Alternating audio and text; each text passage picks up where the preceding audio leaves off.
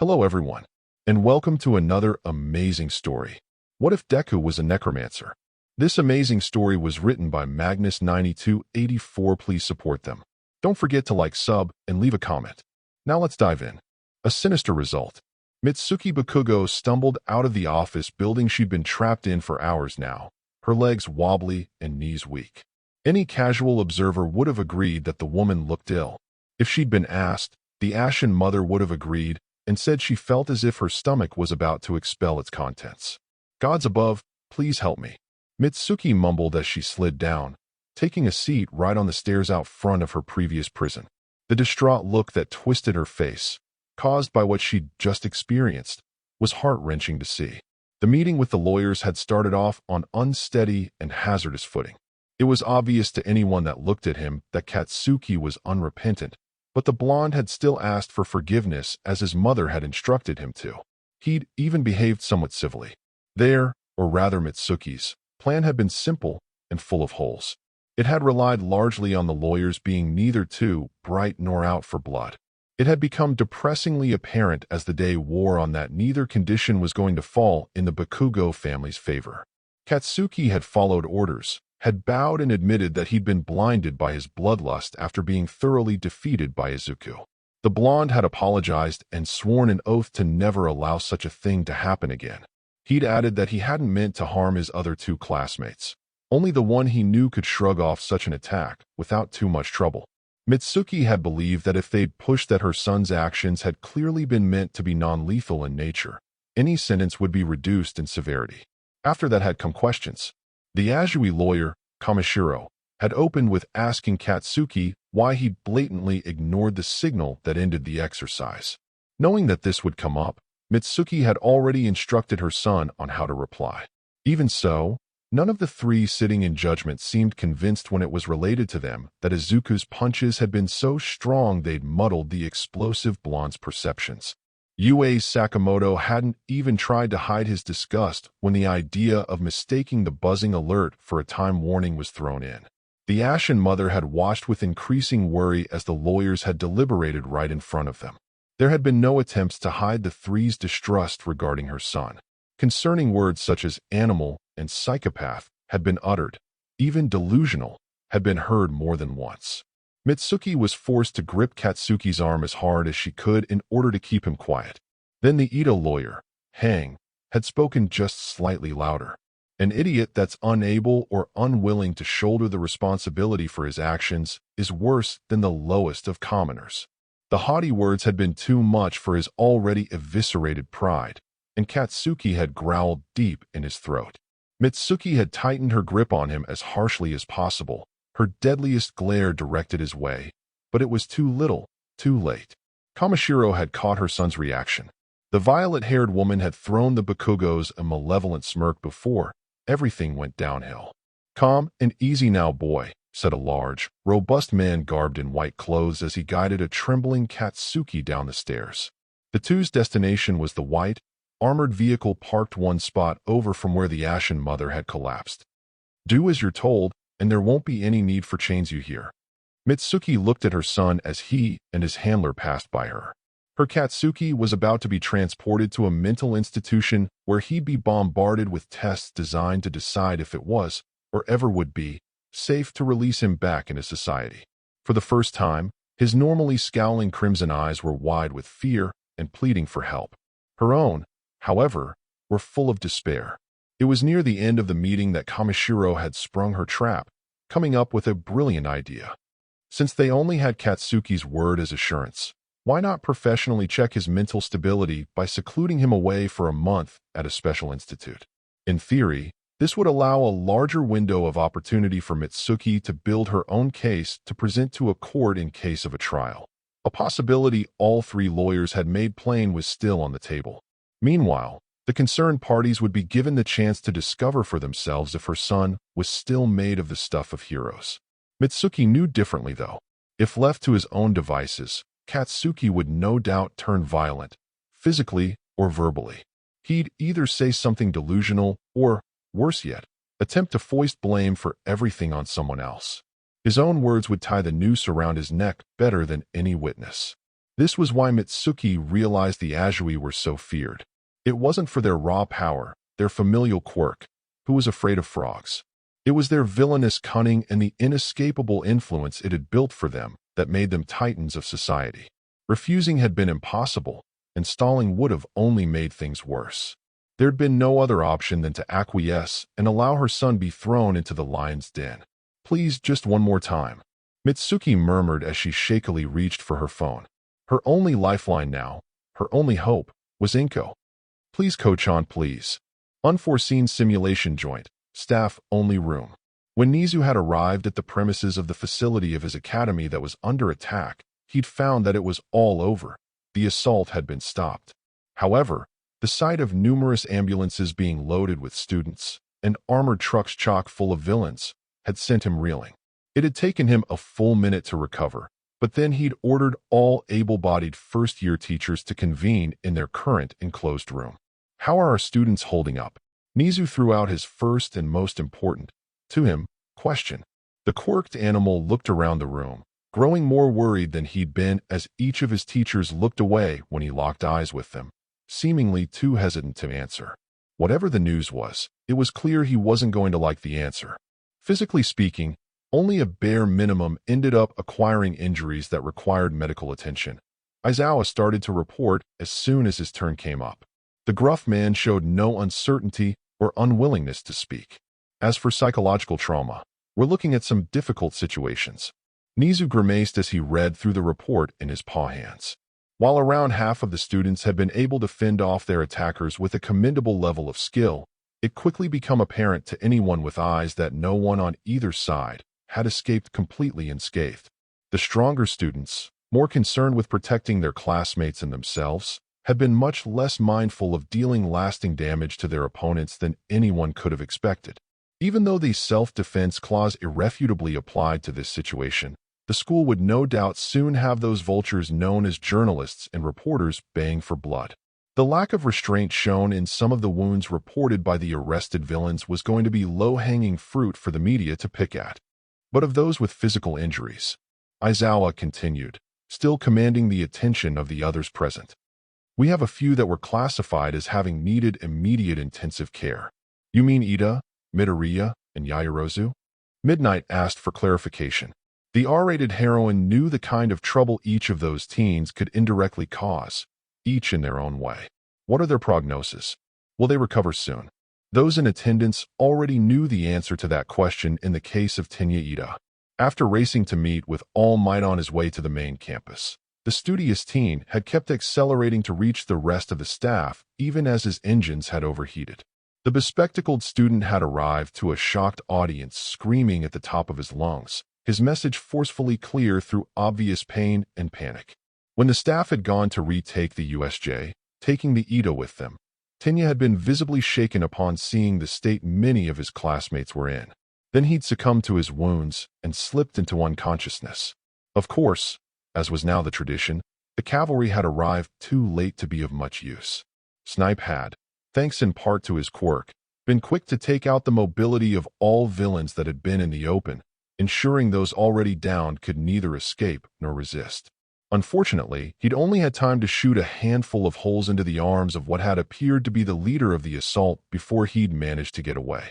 Tenya Ida suffered second-degree burns to his calves, interior and exterior, and near melted engines, Aizawa replied, surprising a few who hadn't known the extent of the teen's injuries. He's expected to be recovered and released from his family's hospital of choice by tomorrow evening. With that update, only Midoriya and Yaoyorozu were left, and Nizu really didn't want to dwell on the can of worms those two were if he didn't have to. On an intellectual level, the quirked animal could understand the reasoning behind Midoriya's actions based on the situation as described by Aizawa. All Might had been struggling far too much to subdue the monstrous Nomu, and something had to be done to carry the day. The maneuver had even been a smart one. The fallout of forcefully asserting control over a sentient being would have been minimal if handled cautiously compared to killing one. If only All Might hadn't lost his grip on the villain. Momo Yaoyorozu was another story entirely.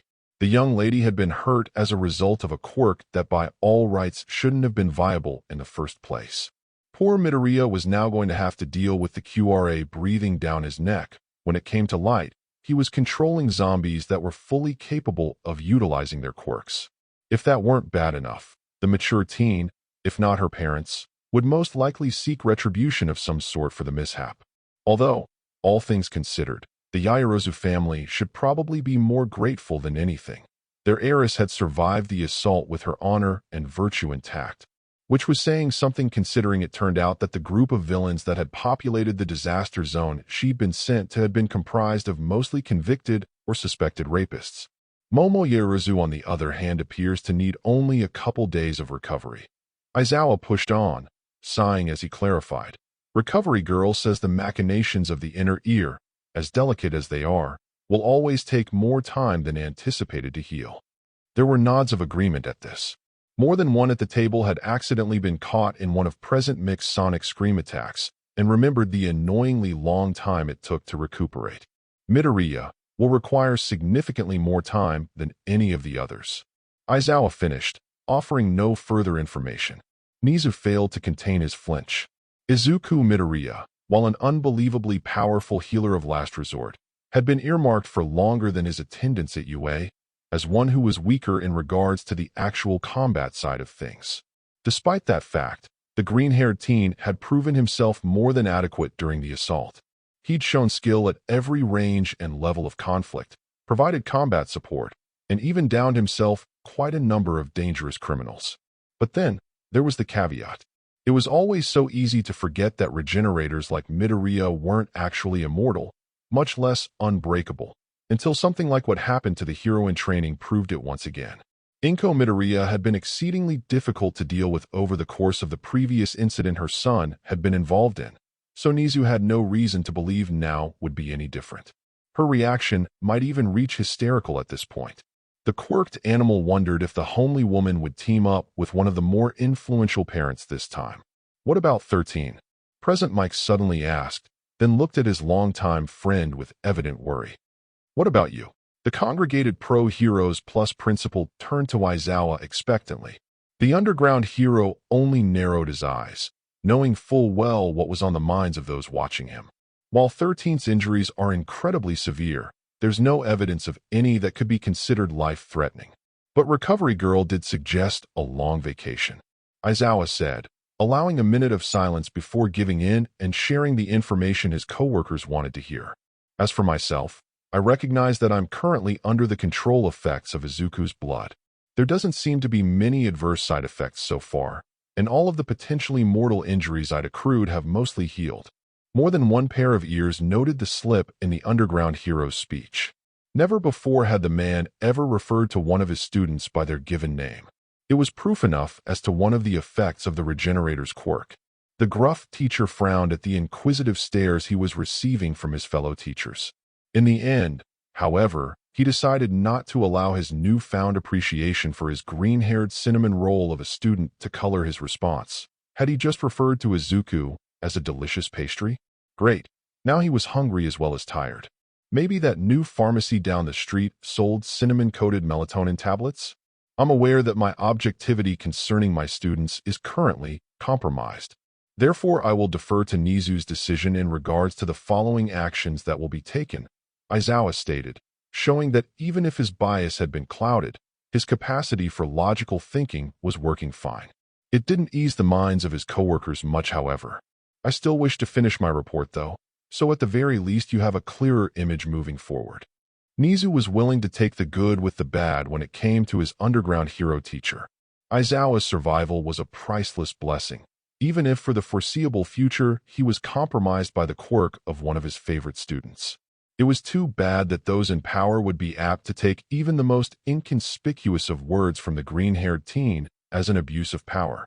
Among those students most affected on a psychological level, Aizawa changed topics, getting tired of the stares he was seeing. He actively ignored the handful of flinches his coworkers made at his words. It appears that Achiko Uraraka, Toru Hagakure, Kyu Ajui, and Minoru Mineta are in dire need of counseling and psychiatric evaluation, the last one for an entirely different set of reasons. Not one of the pro-heroes present argued with the idea that this was an issue that needed to be tackled quickly. It was unreasonable to expect students, especially first years, to deal with such trauma alone. Even active members of the Hero Society, who faced horrors like this on a daily basis, were required to go to therapy every other week in most cases. These kids who hadn't even started learning the ropes would definitely need help. To make a prickly situation even worse, after losing one student only just recently, another had succumbed to the stress of the situation and went as far as to propose his female classmates surrender themselves to the attacking villains in the hopes of increasing his own survival chances. This transgression would have to be handled with the utmost delicacy, as the young women in question were completely within their rights to press charges for such suggestions. If not addressed with due haste, it was likely that righteous fury would spread to the school. And if that wasn't bad enough, Minetta's actions alone would give the media another field day to enjoy. There'd be unending questions stemming from the diminutive student, stretching from UA's school acceptance roll to its admittance policy. What about the kid with the weird shadow entity in his stomach? Vlad King spoke up now. The creases running across the Blood Hero's brow showed the man's worry about the episode of madness the teen had reportedly fallen into as described by two trembling students and countless mauled criminals. Tokoyami, I believe his name was. Aizawa would have waved away his fellow Hero Corps homeroom teacher's concern, but he was too tired to do so. Instead, the gruff man just sighed as he recalled the medical reports of those that were pulled from the downpour zone. Under all the blood, oil, grime, and mud, the worst the villains received were a couple of broken legs and dislocated shoulders. The underground hero replied, heading off any more distrust for one of his students. In the end, he caused much less overall damage than Todoroki, who nearly caused 24 cases of frostbite. Tokoyami was largely acting to intimidate. He never truly went berserk. If Niza hadn't had a massive migraine forming since the minute this meeting started, he'd have had one starting now. It always boiled down to the same thing. They preached to their pupils to always go beyond, but whenever a student was actually forced to go plus ultra, the event always generated backlash and mistrust from the public. The problem this time was over a dozen students had been forced into such a situation. Recovery Girl's nurse's office. Seemingly dead to the world as he laid on his hospital bed, the boy with the cursed blood slumbered away in a comatose state. According to Recovery Girl, scans indicated that nearly every major internal organ had been crushed under the monstrous pressure the hands of the Nomu had produced when he'd been smashed and thrown away. The green-haired teen's ribcage had also been almost completely pulverized along with his spine, having been twisted beyond the mortal scope of those without enhancement quirks. By all rights, Izuku should have died at the USJ instantly. Ugh! The faintest of grunts escaped the lips of the bed's occupant. The sound was soon followed by the barest of flickers of eyelids trying to open. In an instant, T was by the side of the one who'd come to mean so much to her. Earlier, the frog girl had been losing the battle against hysteria when Izuku had lost consciousness, refusing to leave his side even in the face of Recovery Girl's stern assurances her friend's heart had started to beat again and his regeneration was working at its normal pace. What had been most worrisome after that had finally sunken in had then been the fact that his fever had remained until only moments ago. Izuku-kun. T was quick to take hold of her cinnamon roll's hand, tears building once again in her eyes. A potent mixture of relief and fear bubbled up in the drained frog girl. There might have been less to worry about, but it had been discovered after the fact that both Tay and Lily had stopped moving at some point during the assault.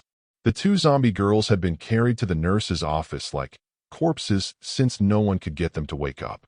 Recovery Girl had been about to surrender them to the local morgue if it hadn't been for the two snapping open their eyes when she'd picked up the phone.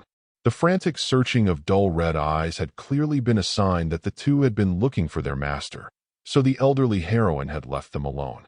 The QRA had then called and, tactful as ever, had requesting that, if possible, they be given custody of the still responsive but immobilized zombies. There'd been open remarks of the battery of tests being prepared for the girls, but Nizu had put his foot down.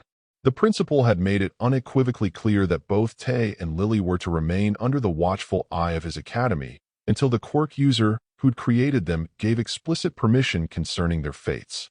The end result was a nurse's office more crowded than it had ever been before.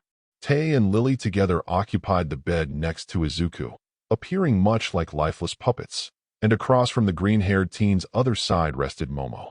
The mature girl was still recovering from the after-effects of Lily's quirk, and Recovery Girl was not looking forward to meeting the academic recommendation student's parents. Su-chan, Izuku hoarsely answered back. Swallowing thickly, he opened his eyes fully and was happy beyond reason at the sight of his beloved frog girl being the first thing he saw. How long have I been out? The young hero in training felt strangely sluggish, and a lingering pain still coursed through his entire body. It was similar to the typical aches of the common cold, though, not like the sharp agony of broken bones. It was strange. The green-haired teen could also tell his mind wasn't fully recovered either. The grogginess he'd had to fight to even ask such a simple question just now rivaled that of oversleeping for hours on end. Oh no, Izuku thought to himself through the fog of his mind. What if it's been days since I blacked out? 4 hours. Suyu managed to choke out through the emotional whirlwind she was experiencing. The unexpectedly short answer pulled a gasp from the awakening green-haired teen. I see, Izuku managed to say through his muddled thoughts. He was glad he hadn't worried people about his health for any long period of time. Suyu's current state was concerning, though. It's a good thing, though. Whatever else Izuku was going to say was cut off as Tsu suddenly began to hit him in the chest. The green-haired teen yelped from the unexpected aggression, but none of the strikes actually carried enough force to hurt him. He was more focused on the tears flowing down the frog girl's cheeks. You idiot! Suyu croakily screamed while banging on Izuku's chest. You scared me. You owe me. You owe me. The green-haired teen could make no sense of the words spoken or why he was being hit, but he decided to do the only thing that came to mind instead of just sit there. With great effort, Izuku managed to wrap his still weakened arms around the sobbing frog girl and draw her into a hug. Her reluctance affront, Suyu begrudgingly sank into the embrace, her sobs turning to sniffles and small gasps. After a few minutes of this, she was able to find her voice. You didn't answer, the frog girl stated shakily. You wouldn't, no matter how much I cried out. Your heart stopped for 2 minutes. Izuku inhaled deeply, a margin of understanding of the frog girl's actions sweeping through him. His injuries must have been really bad this time. I thought you wouldn't come back, Hugh continued, letting everything she'd bottled up come rushing out. I thought I'd lost you. And I hadn't, before I could. An inkling of what the frog girl was trying to say sparked in Izuku's mind as the fog finally cleared. Like kindling, the inkling caught some indefinable thing in his chest on fire. It throbbed. He didn't know what it was, but he did know what he had to do now. It might be too soon to tackle such emotions, but the idea of hurting his beloved Tsu was worse than anything he'd experienced so far. So, right there, the green-haired teen manned up and forced himself to take responsibility. I'm not going anywhere, Tsu-chan, Izuku said softly, caressing the frog girl's back as she settled down to the occasional hiccup into his chest. And I won't leave you alone either. I think I love you. The green-haired teen knew that treading the path his words might have opened so early in their lives was bound to be difficult and full of pain. The love he'd just declared would no doubt be put to the test over and over again. But as he looked at the girl in his arms, he knew it'd be worth every second. He would gladly strike down any adversity for her sake, and had proven just as much hours ago, in fact. And after all, he could always bounce advice off of Taechan, right? I think I love you too, Suyu murmured from her position, craning her head back so she could look up at the idiot who she'd fallen for. The frog girl glared through puffy eyes. But you still owe me. You owe me for life now. Izuku merely answered with a warm smile, accepting that the short girl in his arms was probably going to be taking the lead in their relationship. He could live with that. A soft rapping of knuckles on wood drew the attention of the green duo to the room's door, which now stood cracked open. Peeking inside was a softly smiling Inko Midoriya, whose watery eyes showed just how relieved she was to see both teens together and alive. Now don't stop on my account, Inko whispered in a motherly voice, chuckling as the two teens stiffened in embarrassment. Walking fully into the room, the homely mother crossed over to her son and pulled out a bag full of homemade cuisine from behind her. Su-chan, could you help me feed him? I don't trust these dinky IVs. Nodding eagerly, Suyu wiped away her tears and smiled at the mother of her boyfriend. Boyfriend? They were together now, right? Shaking away the thought for later, The frog girl slipped from Izuku's arms to help the homely woman prepare. She was grateful for how welcoming the Midoriya matriarch had been and was determined to prove herself worthy of such support. Inko herself was wondering where the rest of her son's classmates were and why more weren't coming to his aid. If she knew her baby like she knew she did, then she was sure he'd done something recklessly heroic again to have ended up suffering such terrible injuries yet again. Surely that deserved some solidarity? Just as that thought was bringing a frown to the homely woman's lips, Jiro and Tokoyami entered the room, arms full of snacks of every nature. The sight immediately calmed the green-haired woman's mind, and she thanked the heavens for finally giving her son such steadfast friends. Back at the staff-only room, while Inko had gone to check on their children, Baru had gone to deal with UA's administration. The Azui matriarch was quite ready to demand a pound of flesh and a soul while she was at it, for every child that had been injured due to the gross negligence that had allowed such a travesty to occur. As things stood at that moment, most of those that claimed the title of pro-hero in the room were trying not to cower before the frog woman in fear of her hateful glare. Nizu and Aizawa appeared largely unaffected, however. And what excuse do you have this time? Baru's tone could have cut steel. Her words were so sharp the more tense of the teachers all flinched at her question.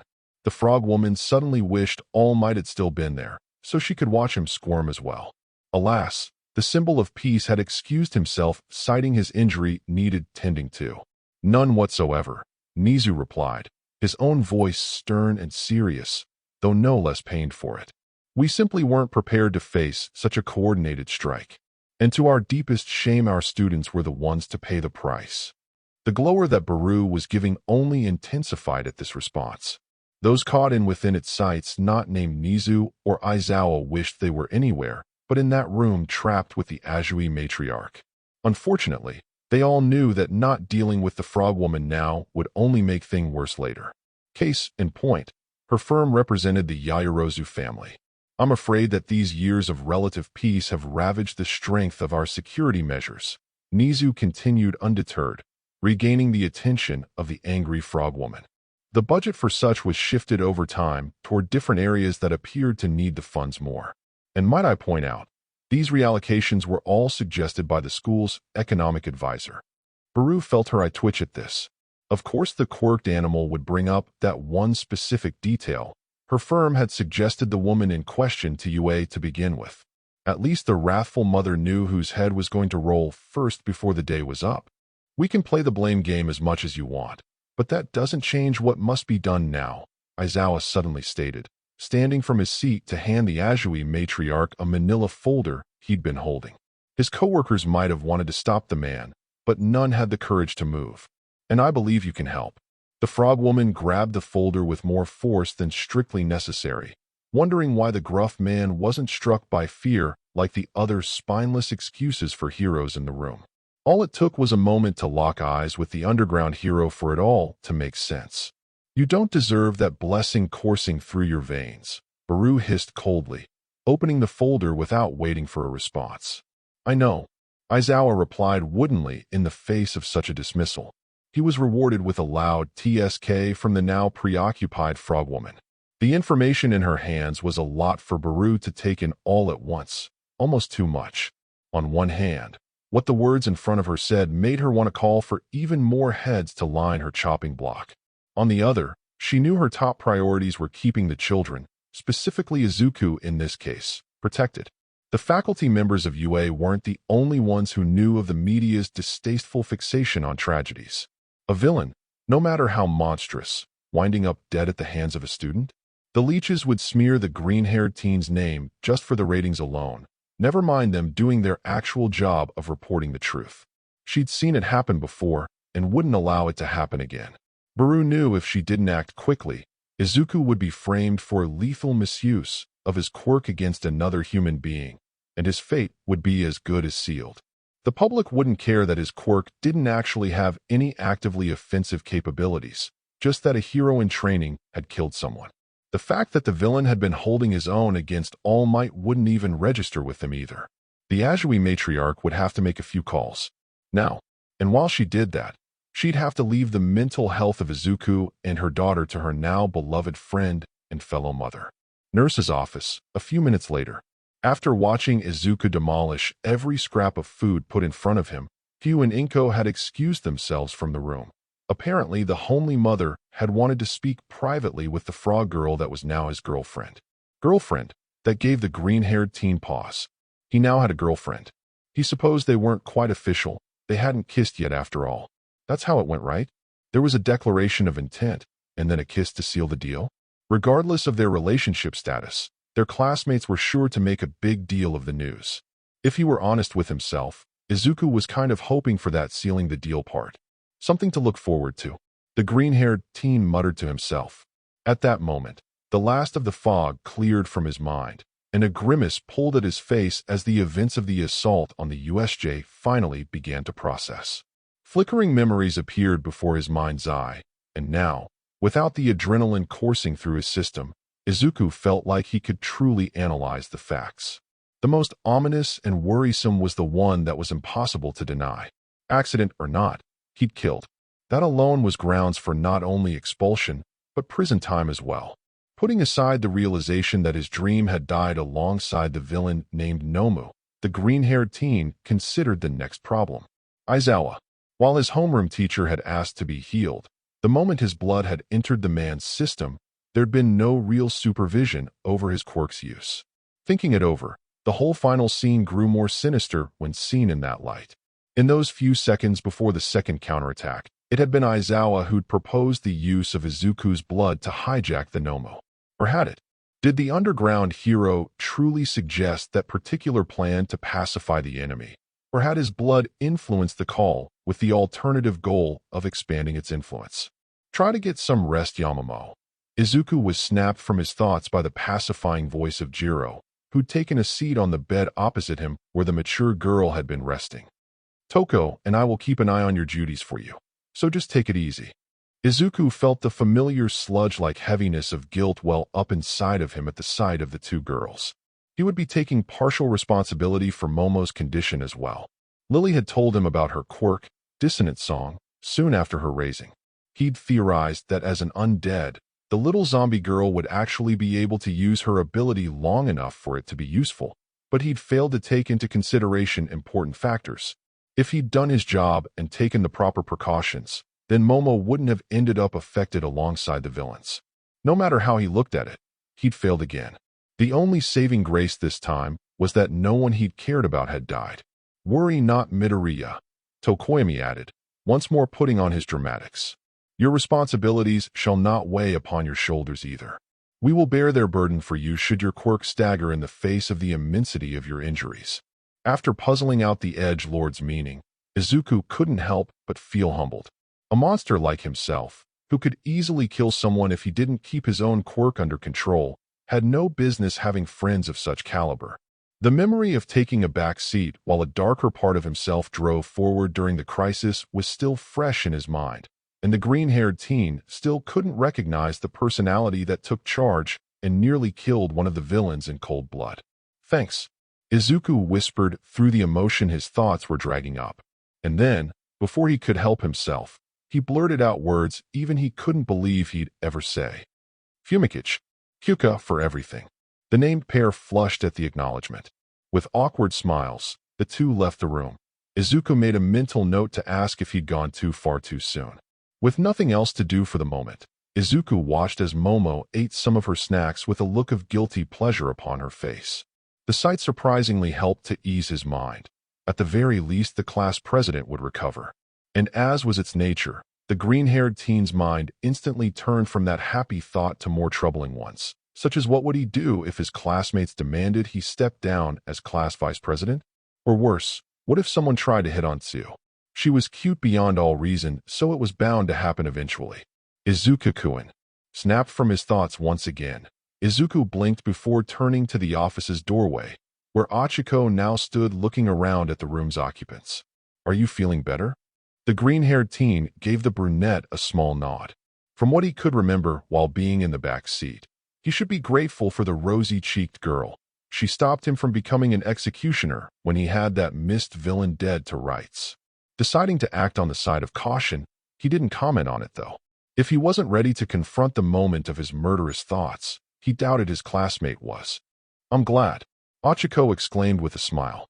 Carefully, as if to avoid getting too close to the two motionless zombies, the brunette stepped closer until she was standing by Izuku's bed. What happened to them? It wasn't a lie to say Ochako had been worrying herself sick over her green-haired classmate, more like an understatement. The brunette felt somewhat responsible for his injuries since she hadn't given him any real support during the assault. That guilt mixed with the admiration she felt when she remembered how much of a badass he'd been, leaving her stuck between showing her gratitude and hanging her head in shame. But when Ochako had heard what Izuku had done for Tsu, she couldn't help but fantasize. What if it had been her in the frog girl's place? The thought made her stomach tingle, and not in the way her quirk did. Tae-chan and Lily-chan, they're really low on active blood right now, Izuku tried to explain. He could still feel the ever-present connections he shared with the zombie girls, but they were incredibly weak at the moment. They needed to feed, but with his own health risk, it just wasn't possible. If they try to move again, they risk a second death. Probably. Ochako smiled, but not for the reason Izuku was probably thinking she was. The rosy-cheeked girl was ashamed to say it, but she was a little happy to hear about the state of the zombie girls. She really liked her green-haired classmate, but as he'd said the day they'd met, it was only natural for people to fear what was bizarre and unnatural to them. And while Lily was the cutest thing ever, Tae gave the brunette the creeps. If he had to let go of the two, then Izuku would no doubt be distraught though, which also didn't sit well with the anti-gravity teen. She'd just have to comfort him then, as a friend of course. A friend who was interested in seeing if the connection they'd built over their experience at the USJ could lead to more. After all, in Ochiko's mind, the green-haired teen was fair game. He might have saved Tsu already, and more than once, but now she'd been saved too. And with the frog girl being just a little on the pushy side, her own chances of gaining Izuku's attention just had to be higher. It wasn't like the green duo had already expressed their feelings for each other, right? All she had to do was make her own move before it was too late, discreetly, without stepping on any toes. So they're ready to move on? Ochako asked hesitantly, hoping it sounded like she was honestly curious and not like she didn't want the zombie girls around. Tae-chan doesn't seem to want to go, Izuku replied firmly, fighting a frown. The Verdunette had to remind himself that his classmate hadn't directly attacked his partners, just asked an innocent question. And Lily, she's waiting for her father to come back. Words aside, Izuku wasn't naive enough to believe the situation he found himself in was as simple as it looked. Years of being bullied had forced a near encyclopedic knowledge of body language into his head, and the brunettes made it clear that his undead partners made her nervous, and she wanted them buried. For her part, Ochako accepted the answer easily enough with a nod. Thinking she'd navigated that conversational trap well enough, the anti-gravity team decided to move in and make a quick play before the other girls in their class caught on to the true potential of the boy in front of her. I see. The brunette gave her best smile, tilting her head a certain way her parents had always told her was cute. Say, do you think we could maybe hang out later? Izuku stared at Ochako in wide-eyed shock, flabbergasted. Ochako took the look as a good sign the green-haired teen was surprised anyone would be interested in him, meaning no one had claimed him yet. I just feel guilty about what happened, you know. I stopped you from capturing that mist villain and all. Ochako explained away, fidgeting under the flimsiness of her excuse. And I've heard of this place with really good mochi, and so. There was no way to keep the frown from his face this time, so Izuku didn't try to hide it. He didn't want to believe that the rosy-cheeked girl was proposing what he feared she was. You mean?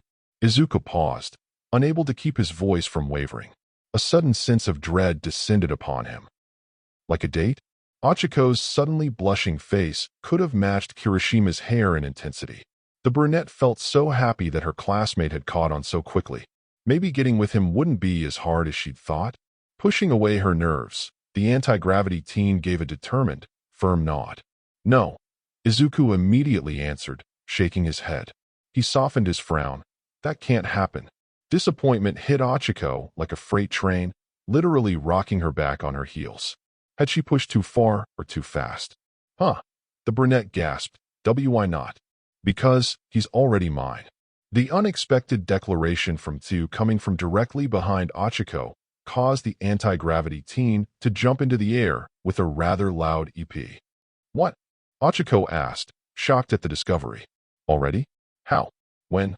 Feeling bad for his normally bubbly classmate, who now looked devastated, Izuku went to answer when Tsu moved first.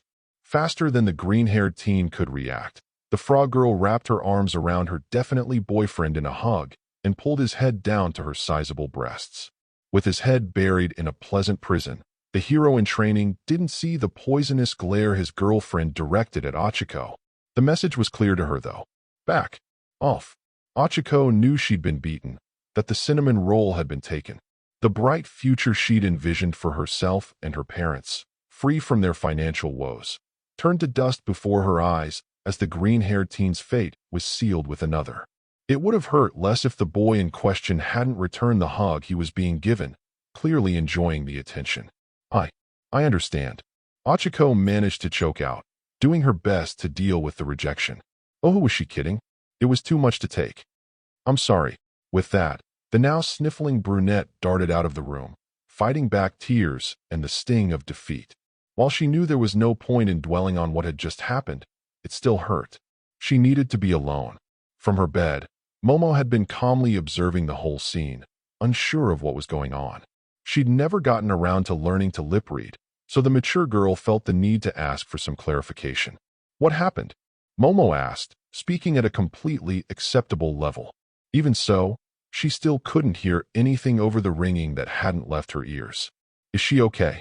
Realizing their class president was still deaf as a result of Lily's quirk, both Izuku and Tsu couldn't help but sigh in frustration. Now they'd have to try and explain the misunderstanding and their relationship to the mature girl while she yelled at them. Did you say something? Momo questioned, seeing lips move but only hearing ringing. Is Lily-chan all right? Izuku held on to a faint hope that Momo's parents wouldn't sue him for this. And if they did, he idly wondered if Tsu's mother would kindly represent him in court. A sinister truth. While the rest of the country slumbered under the peace of mind brought by heroes like All Might, Recovery Girl remained awake, locked away in her office. For the 10th time that night, the elderly heroine found herself poring over her private notes on the boy with the cursed blood. Every fiber of her withered being was turned to understanding the quirk that had her tasting the beginnings of a new era in medicine. She mustered every ounce of medical knowledge she had gathered over her decades of life, but, to her continued frustration, the more important answers remained shrouded, dangling just beyond her reach. What makes this quirk actually tick? Recovery Girl muttered to herself as she once again began to read over the files from the top. If she could have just cut a chunk out of the green-haired teen, then she'd have been able to study his blood cells in optimal conditions. But ethics, morals, and the principal himself wouldn't allow that at all. I will make you reveal your secrets. The declaration was fierce, but quiet. Glancing at the other end of her office, Recovery Girl eyed the still sleeping forms of her patients. Earlier, the elderly heroine had been forced to demand Izuku stay an extra night for additional observation. The idiot had acted rashly and plunged a pair of syringes into himself to get the blood needed to revitalize his undead partners. Instead of waiting for qualified hands to return, he'd ended up draining too much too quickly and had left himself weak and lightheaded. Thankfully, Lily had returned to her chipper self almost immediately. Unfortunately, Tay had seemingly been forced to use her entire injection of blood to repair her broken body. The elder zombie girl had fallen back on her bed almost instantly after the last of her wounds had rejuvenated, debilitated once more. And as of now, that's where she'd been left for the time being until her master could safely give her more sustenance. As Izuku had fretted over Tay's listless state and his inability to assist her further with Recovery Girl breathing down his neck, Lily had almost immediately fallen into hysterics once she'd realized what her actions had done to Momo. The littlest zombie girl had attempted to plead for forgiveness from her big sis, drowning in guilt. The result? Lily currently found herself trapped in a hug, both a body pillow and a therapeutic mascot for the Yairozu heiress. Never before had the elderly heroine actually been grateful for parents to be too busy to come and check on their child. Explaining any of this would have been such a hassle. I need more data. Recovery Girl returned to her musings, assured none of her guests had woken up. The whiteboard before her, however, was still as sparsely filled as it had been. How has there never been a precedent for this type of thing before? The board was truly a messy thing to look at. One side was covered in scrawled half-words or ideas of a promising nature such as tissue reconstruction or mimetic and transmigrant properties. The other side was also covered in scrawl, but the tone was much less encouraging. Terms such as extended usage, overheating, and indiscriminate fuel consumption were underlined or circled in thick red. The elderly heroine shuddered at the sudden thought of what would happen when she eventually had to reveal Izuku's true condition, the real reason he shouldn't be allowed to leave. The reckless child may have consumed the equivalent of 9 whole days' worth of nutrients in less than an hour, but he'd still ended up losing 5 kilograms of weight just to fully recover from the injuries he'd sustained at the USJ. Even an imbecile would have been able to recognize that such dramatic weight loss was a sign of something more dangerous lurking behind the scenes. And after witnessing one of the school's many heavy steel doors get reduced to a tiny metal ball after only hinting that Izuku might still be in some level of danger, Recovery Girl really didn't want to have to report her official findings to Inko Midodria. Ever. Hello there. The sudden sing-song greeting caused the elderly heroine to jerk in her chair before spinning and harshly shushing the newly intruding pink-haired culprit. May Hatsum, only now realizing what time it was, winced an apology. Sorry. The spastic inventor, fresh from her work studio, was once again, as was becoming her habit, spending yet another night on campus grounds. She'd won such a privilege from Power Loader and Nizu by agreeing to keep her inventing to safe babies during off hours and working part-time as a messenger for the whole of UA's staff. It had become such a common sight, beginning of the school year or not, for the Pinkette to be seen in nearly every office delivering letters and packages that most of the faculty saw her as part of the official campus services now. Here's your weekly delivery, ma'am, May announced, now using a more subdued voice, for her that is. The package this time was a bag, and the inventor guessed by its weight it most likely held medical magazines or booklets. I tried to deliver it earlier this evening, but you were like, super busy. While exasperated at the girl's timing, Recovery Girl decided not to judge in favor of returning to her mental wranglings. It was at that moment that May decided she now had the perfect opportunity to take a look around and study the machinery in the nurse's office. The Pinkette had wanted to see if any of the designs could be used to improve her own babies for the longest time, but her amber gaze fell on the glaring surface of the elderly heroine's whiteboard. Oh, I see you're continuing the work of Nano Man over there. The excited shout pulled back on the attention of Recovery Girl so fast the old woman almost gave herself whiplash. What? Recovery Girl asked loudly, looking at the student before her like she'd grown a second head. Realizing what she'd done, the elderly heroine lowered her voice. What do you mean? Instead of answering immediately, May continued to examine the whiteboard. The crosshairs that comprised the Pinkette's irises and pupils twitched, the only outward sign the girl's quirk had activated as she'd been bewitched by the board's contents. Can you believe it's been 10 years since he began his medical nanotech research? May said absent-mindedly, the not answer earning a frustrated sigh from the pro-heroine beside her. How did you manage to get around the singular function programming issue? Not expecting a question, or more precisely, not expecting a question that wasn't about why she had a whiteboard covered in a student's quirk data, Recovery Girl was momentarily thrown off balance. Realizing she somehow hadn't been discovered, the elderly heroine let out another sigh. Programming? Issue. That still didn't mean the pro-heroine had any idea what the Pinkette was talking about. What are you talking about? May only pointed to the board, nodding her head as if it held all the answers. Recovery Girl knew for a fact it didn't. Well, Nanoman never managed to overcome the flaw of his nanites being too small to program with more than one task. But it looks like you've gotten yours to handle both mimetic functions and tissue reconstruction, May clarified, missing the distraught face of the elderly heroine behind her. Must have been quite the challenge. UA really is the best, isn't it? Although, I see how that would increase the fuel consumption problem. Recovery Girl was torn. Part of her wanted to take the blabbering girl by the shoulders and shake her until she shut up and started making sense. Another part of her was thankful. She now had a potential lead for her research. Even though Chio admitted she couldn't remember ever hearing about the hero the Pinkette kept referring, that could easily have been because he was support class, underground, or just never earned much of a reputation. In any case, there would definitely be a file on him in the national database. I guess you're also having the same problem Nano Man had with overheating too, huh?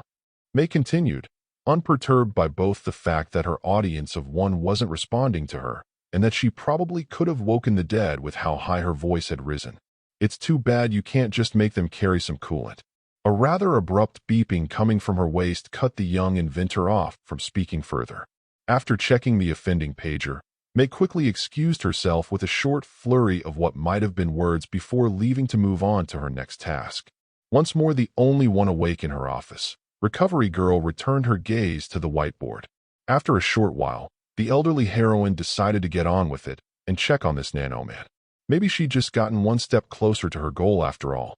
The next Monday at UA, late morning, the 19 students of Hero Class 1A, plus 2 fully healed zombies, had finally reunited in their classroom. While their classes were still to be put on hold for 2 weeks, the heroes in training had been asked to convene at their homeroom in order to receive their first experience with one of Hero Society's lesser-known, but unquestionably important, necessities: therapy. After surviving the assault on the USJ, 1A had been ordered to accept and complete mandatory sessions in order to work through the trauma their ordeals had undoubtedly left them with. And if they were honest with themselves, more than one student was grateful for the opportunity they'd been given. "Please, there is no need for atonement between us," Tokoyami assured the still fidgeting forms of Koda and Aoyama. The two less combat-oriented teens had just tried, for the 10th time, to express their regret for reporting their avian classmates' actions in the downpour zone as an episode of madness. "That my performance fooled even you means only that I can be assured of my ability to affect lesser minds in the future." Their attempted apology accepted, or waved off, they couldn't tell which. Koda and Aoyama stood watching as Tokoyami returned to his place in the small group of classmates that was comprised of Izuku, his zombies, Hyu, and Jiro. Neither teen would ever be able to forget the moment their avian-headed friend had become engulfed in his quirk, and they believed he would kill them in his rage. They would also never allow themselves to forget how they'd completely disregarded his continued effort to save them. "I'm telling you guys," Mina suddenly exclaimed, hopped up and jumpy enough her volume caught the attention of all present. "Toru-chan here was like our own MVP." Silently to herself, Toru was wishing her friend would cut it out with her antics, and was thankful when Kirishima pulled the excitable Pinkette down into the chair beside him. The invisible girl hadn't said anything, but she'd spent the entire weekend locked in her room, unable to take her mind off what she'd gone through. The horrible images she'd witnessed in the ruined zone repeated themselves endlessly in her head, making sleep impossible. What was even worse, she'd found, was what would happen if she pushed the images down hard enough. Her thoughts wouldn't leave her alone. Oh no, instead, every possible worst-case scenario would start to play out before her eyes. And these scenarios didn't stop with her and Mina merely being captured by the villains. Above all, Toru had to do everything in her power to ignore the fact that during all the madness going on in the ruined zone, while Kirishima and Mina and Ojiro had fought so hard, she'd thought more than once of just running away. "Is this really necessary?" Izuku asked, plaintively referring to the wheelchair he'd been confined to. The green-haired teen was fairly certain he'd have been able to move perfectly fine if he'd had a cane, but Recovery Girl, and then his mother, and then too, had insisted. "My foot works just fine now, and you will follow the doctor's orders." Tsuyu cut her cinnamon roll's protests short as quickly as she could, unfortunately causing him to wince at her tone. "It's for your own well-being. And please, think about how I feel. I really want you to get fully healed. And then we can, go on a date." Karo. While harsh, Tsuyu's words struck a chord in Izuku, pulling a smile from him. The green-haired teen had to remind himself that his well-being impacted someone else's happiness, besides his mother's, now, and he needed to act accordingly.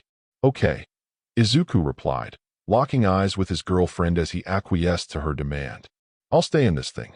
"You're right, love." The small affectation was enough to melt Tsu into a puddle, simultaneously causing her heart to thud in her chest, and a dopey smile to blossom across her blushing face. Almost as if directed by instinct, the frog girl leaned in and gave her lovable idiot a hug. The green duo found it surprisingly easy to ignore the catcalls and whistles they received from the rest of the class for their PDA. Midoriya, Azui. Ida's stern shout chopped through the air just as vigorously as the noticeably uncomfortable speedster's arm did. This is no place for that kind of behavior. The reprimand went unheeded as Izuku and Tsu continued their heartfelt embrace. Realizing he might be forced to physically separate the two, especially due to Izuku needing to uphold standards as the vice president, Ida took a step toward his fraternizing classmates, only for Tay to step forward to intercept. GGRRRR. The growl from the normally docile zombie was so menacing, Ida stopped dead in his tracks. Gulping down his sudden case of nerves, the stern teen turned to A's class president for support. Yaoyorozu-san. Ida called out, doing his best to hide the quiver caused by Tay's glare. Isn't this a clear violation of the Academy's code of conduct? Please do something. Momo, who'd been engrossed in her phone while sitting next to Lily, looked up to see what the fuss was about.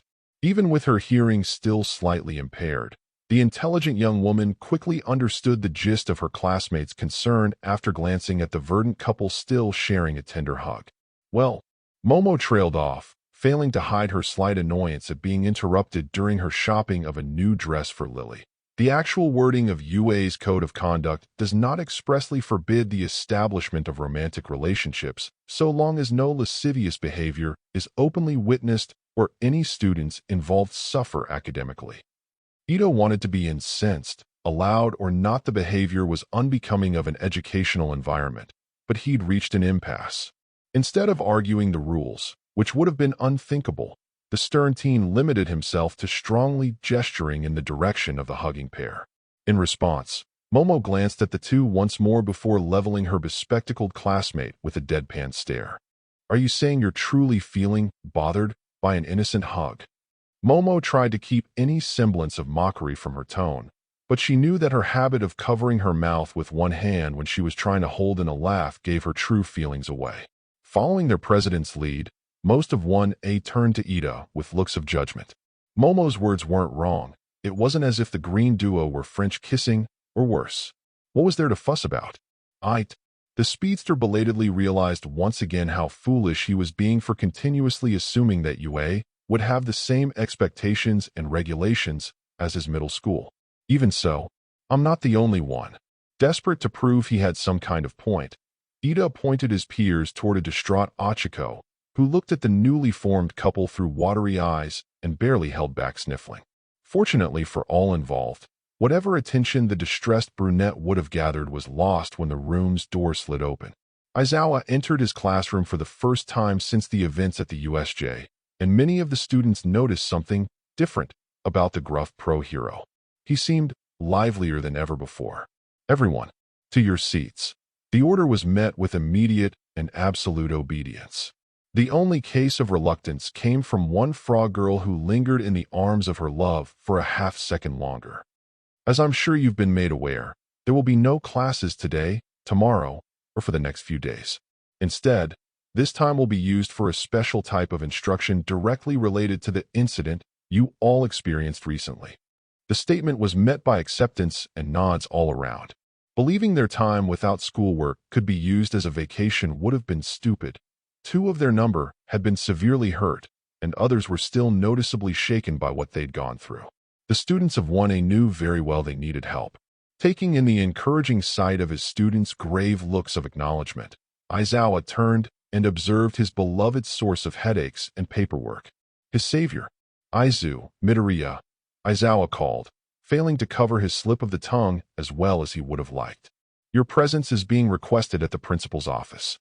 And no, you're not in trouble. Despite such reassurance, Izuku still had to swallow down a lump in his throat at the instructions he'd been given. For a monster like himself, there could be any number of scenarios awaiting him: an expulsion, suspension, demotion to another course track. All of these and more were within the realm of possibility as far as he was concerned. Since only the last option allowed him to continue attending UA, where at least he could see his girlfriend every day, course reseating is where the green-haired teen put all his hopes for the coming meeting. I understand, Izuku said, holding tight to a facade of confidence so as not to worry Tsu and his friends. Looking at the frog girl, the hero in training gave her a reassuring look. "I'll return shortly." The green-haired teen's comment, directed squarely at her, nailed Sue to her chair. Those who didn't know the frog girl wouldn't have been able to tell, but she'd been just shy of standing and following her love to his fate. Knowing that making a scene wouldn't help anyone, A's amphibious student slumped in her seat. As Tay took control of Izuku's wheelchair and moved the green-haired teen toward the door, Aizawa unconsciously raised a hand to ruffle his problem child's hair. The gruff underground hero needed his student to understand he had nothing to fear from this visit to Nizu, that he truly deserved to be called a hero. Then his reaching hand was slapped away by the dark-haired zombie girl.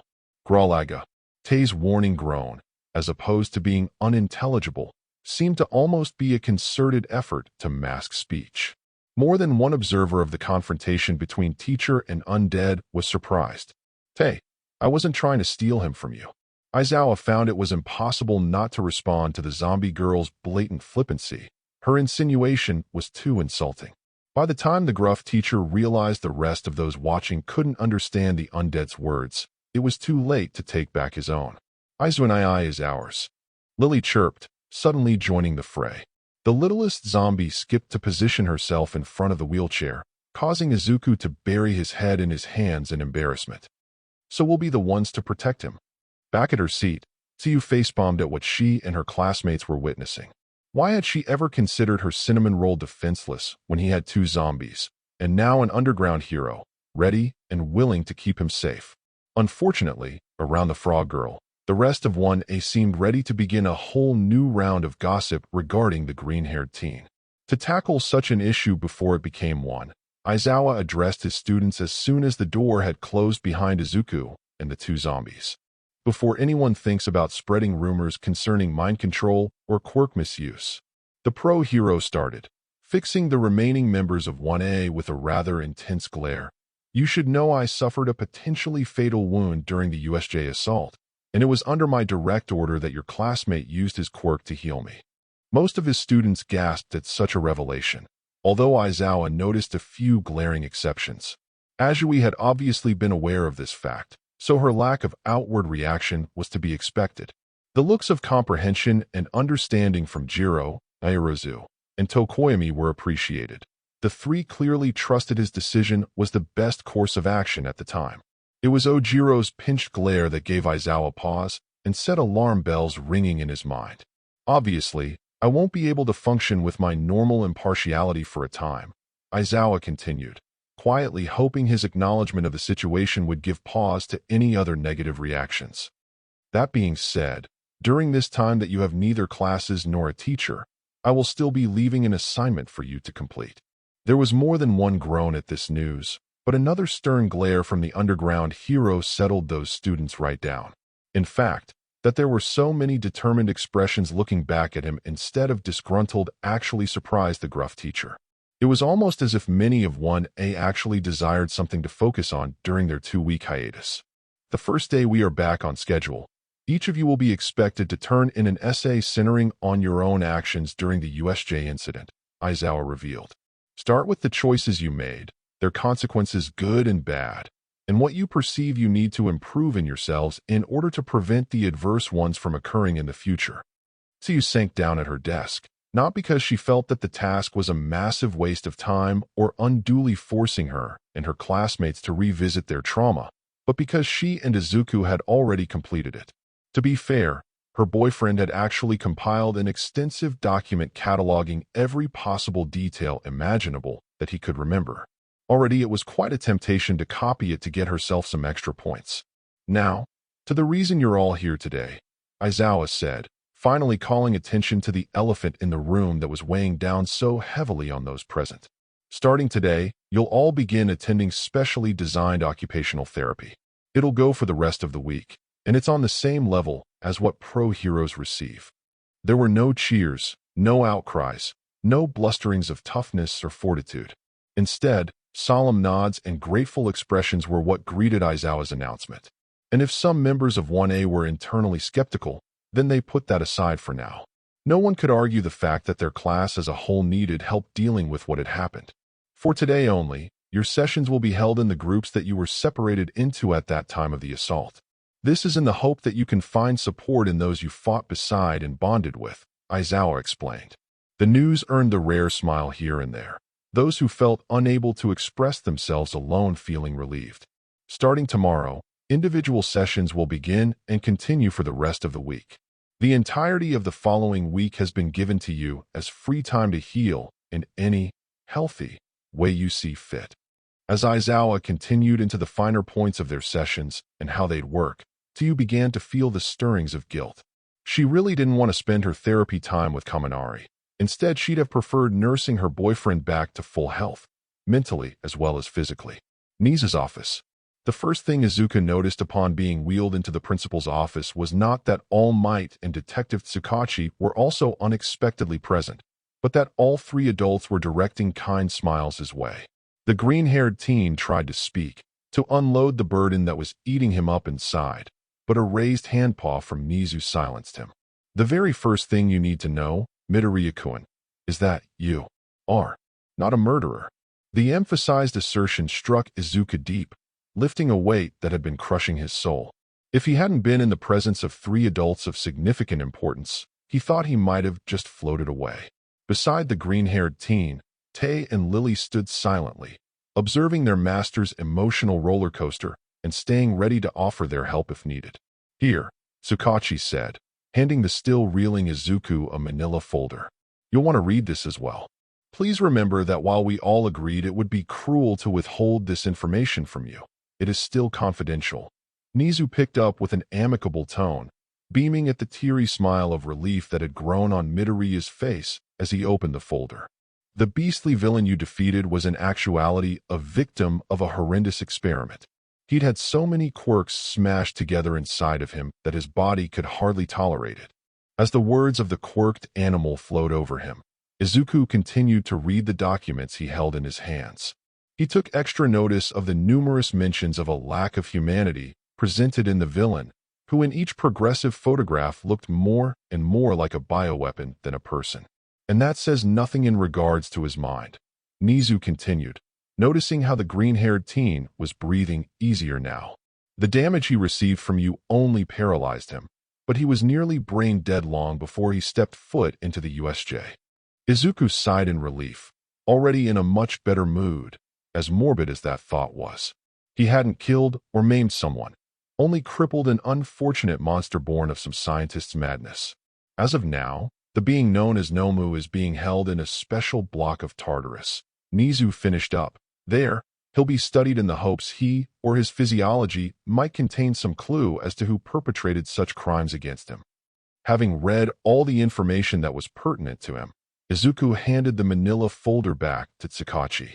It was a lot to take in, but the green-haired teen's analytical mind was already blazing into action. I see, Izuku said as he vacillated between the wonderful idea of not being a murderer and thoughts of the beastly Nomu. Was there any permanent damage? The innocent question was by nature well-intended. Nizu was sure of that. But the quirked animal immediately had the desire to stress that his student's concern was rather misplaced. The villain had been more of a beast than a man for a long time after all. One wouldn't think so, given the hyper-regeneration quirk observed. Tsukachi replied instead, raising a hand to stop any further questions. However, since Nomu didn't seem to have much of a mind of his own to begin with, there hasn't really been anything observably lost by him missing a chunk of brain. The three adults watching noticed the exact instant the last of Izuku's tension left him. They also noticed when Tay began to pat his shoulder and Lily hugged one of his arms in comfort and support shortly after. So, Izuku could hardly force the words out. He was so close to sobbing. His eyes were already pouring tears shamelessly. I can still be a hero. The trembling question snagged on the good moods of the three adults present, two of which found it hard to swallow that the teen even now would doubt his heroic worth. The third of the trio. Of that there was never any doubt. Young Midoriya. All Might suddenly boomed, jumping to his feet. Nizu winced at the abrupt and high-volume shout, while Tsukachi stifled a roll of the eyes at his friend's fervor. You are one who has time and again shown what being a hero is all about, what heroes should aspire to be. To Izuku, The veritable wave of energy that was All Might's passion nearly drove him deeper into his wheelchair. The green-haired teen was still a little hesitant to believe the number one hero's speech, however. He seriously doubted anyone would look at him and feel inspired. Beside their master, both Tay and Lily eyed the symbol of peace with flat looks, neither convinced nor amused at the muscular man's antics. If anything, All Might pressed on, giant shoulders unexpectedly sagging as his once resonant voice hollowed out. It is I who needs to re-examine his will to be a hero. What? Izuku shouted, confused and shocked at All Might's words. Now the number one hero really wasn't making any sense to the green-haired teen. While observing the man and teen as they fumbled around each other, Nizu watched on as curiously, Tay's head tilted to the side, as if cocked in understanding and processing what was being said. The quirked animal made a quick mental note of the odd behavior before becoming distracted by the goofy faces Lily was sending his way, obviously wanting someone to pay her some attention. The principal obliged with a stuck-out tongue and puffed-out cheeks. Heroes are meant to endure in the worst conditions on the battlefield, and when working with others put teamwork first, even if there's no chance for lengthy communication. All Might explained his position, intent on making it clear to the young man before him that he was not in any way at fault. Not only did my weakness allow the Nomu to escape my grasp, but my hesitancy at your actions directly resulted in your near death. I should have known what you were trying to do with your quirk, trusted you even if I hadn't, and not let my guard down against such a threat. The praise and humility from his childhood idol was an overpowering balm to Izuku's soul. The green-haired teen felt the stirrings of a true smile pressing at his lips, the first since he'd fully realized what he'd done to the Nomu. But there's something else that I need to confess, Izuku revealed with a wavering voice. He wasn't sure how to put his problem into words, though, how to ask for help. I let something dark guide my thoughts at one point. I wanted to. I had to eliminate. The once peaceful and relieved atmosphere that had suffused the room was swallowed up by the anxiety and anguish radiating from the green-haired teen. Izuku felt as if at any moment he'd fly apart. He didn't want that dark side of himself to surface again, but everything he'd ever read or studied said ignoring it would only spell trouble for the future. The three adults in the room exchanged glances, each unsure of how to word their opinion on the matter. It would come as a surprise to the teen before them, but what he was describing happened more often than he realized. It is a grim reality, but what you experienced is just a part of fighting evil, Midoriya-sen. Sakachi spoke first, feeling as if he had more personal experience with what Izuku was trying to describe. He himself knew what it was like to have to resist pulling the trigger to put a definitive end to some of the darker villains out there. Both heroes and cops face the exact same thoughts whenever someone or something endangers those we care about. Oh, really? Izuku asked in shock, the detective's assurances oddly making him feel slightly less apprehensive. So feeling that way doesn't make me evil? The adults shared pained smiles at the hesitant question. Unlike the situation with Bakugo, they knew better than to judge such a character flaw so early in a student's development, especially when said student was clearly and viscerally repentant. Midoriya-kun, neither your quirk nor your disposition to protect others should ever be considered evil out of turn.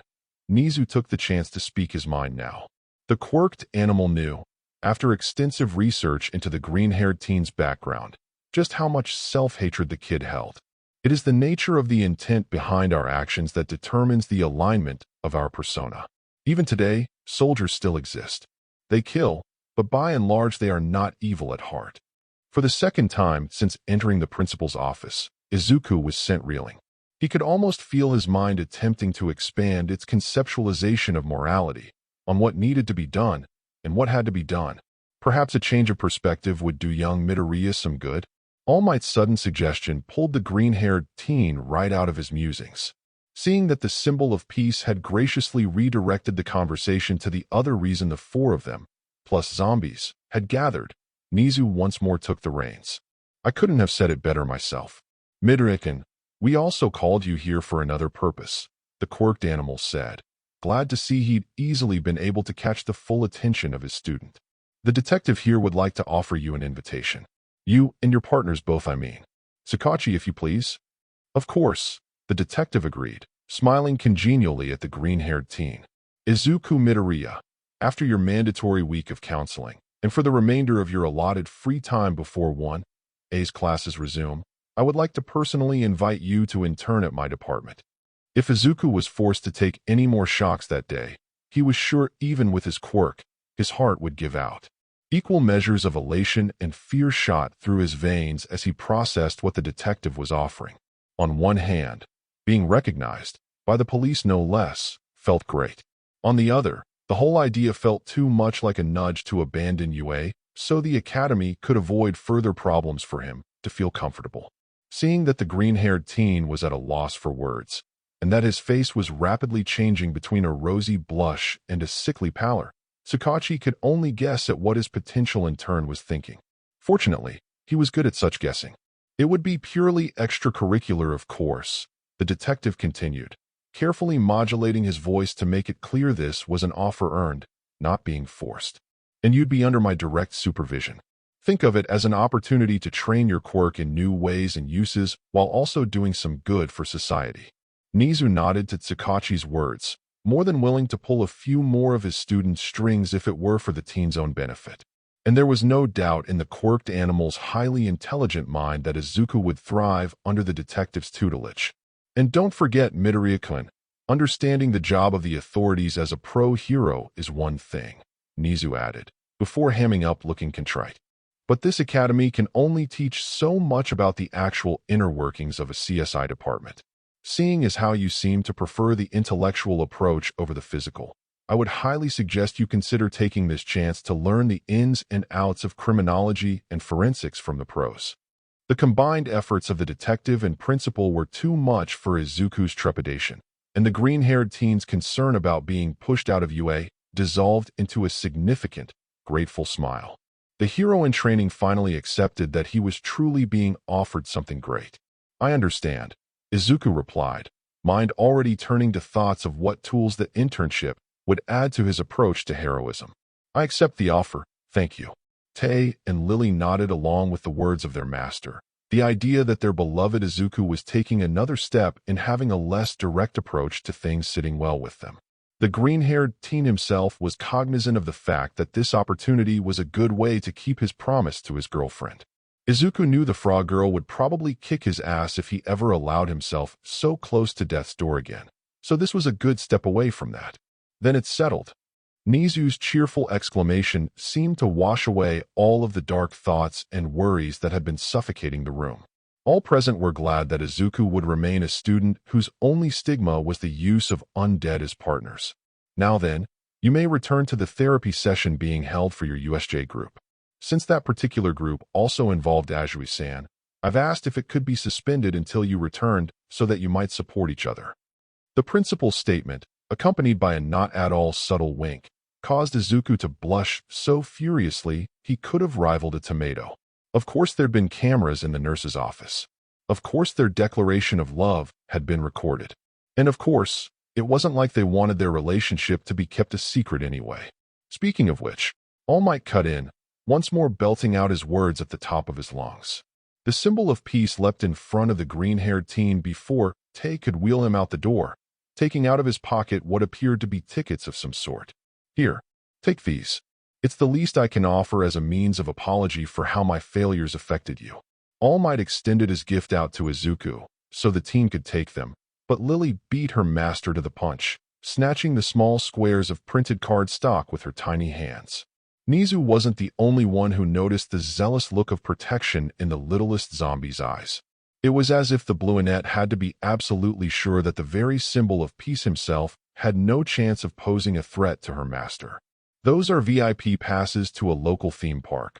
All Might continued without missing a beat, doing his best to bury his disappointment and hurt at Lily's actions. I'm sure you and your girlfriend will be able to make the most of them. Thank you so much, sir. Izuku replied, a full-blown smile brightening his face. He felt incredible. Such a concerted show of support felt like a true blessing from the gods. With no more business keeping them there, the green-haired teen and his zombies left the principal's office. Finally able to relax, All Might allowed himself to deflate into his emaciated form. That was harder than I thought it'd be, Tashinori sighed, pinching the bridge of his bony nose. "And you're sure it was a good idea to lie to him like that?" "Technically, it wasn't a lie," Tsukachi countered, knowing full well that while the Nomu was officially brain dead now, it was almost better than his previous state of being a mindless puppet. "I'm more worried about this beast being proof that he's returning after all this time. It would be for the best if we did our best to keep Midoriya as far from involved as possible," Nizu added, joining the two men's conversation. "Speaking of, what of your successor Toshi?"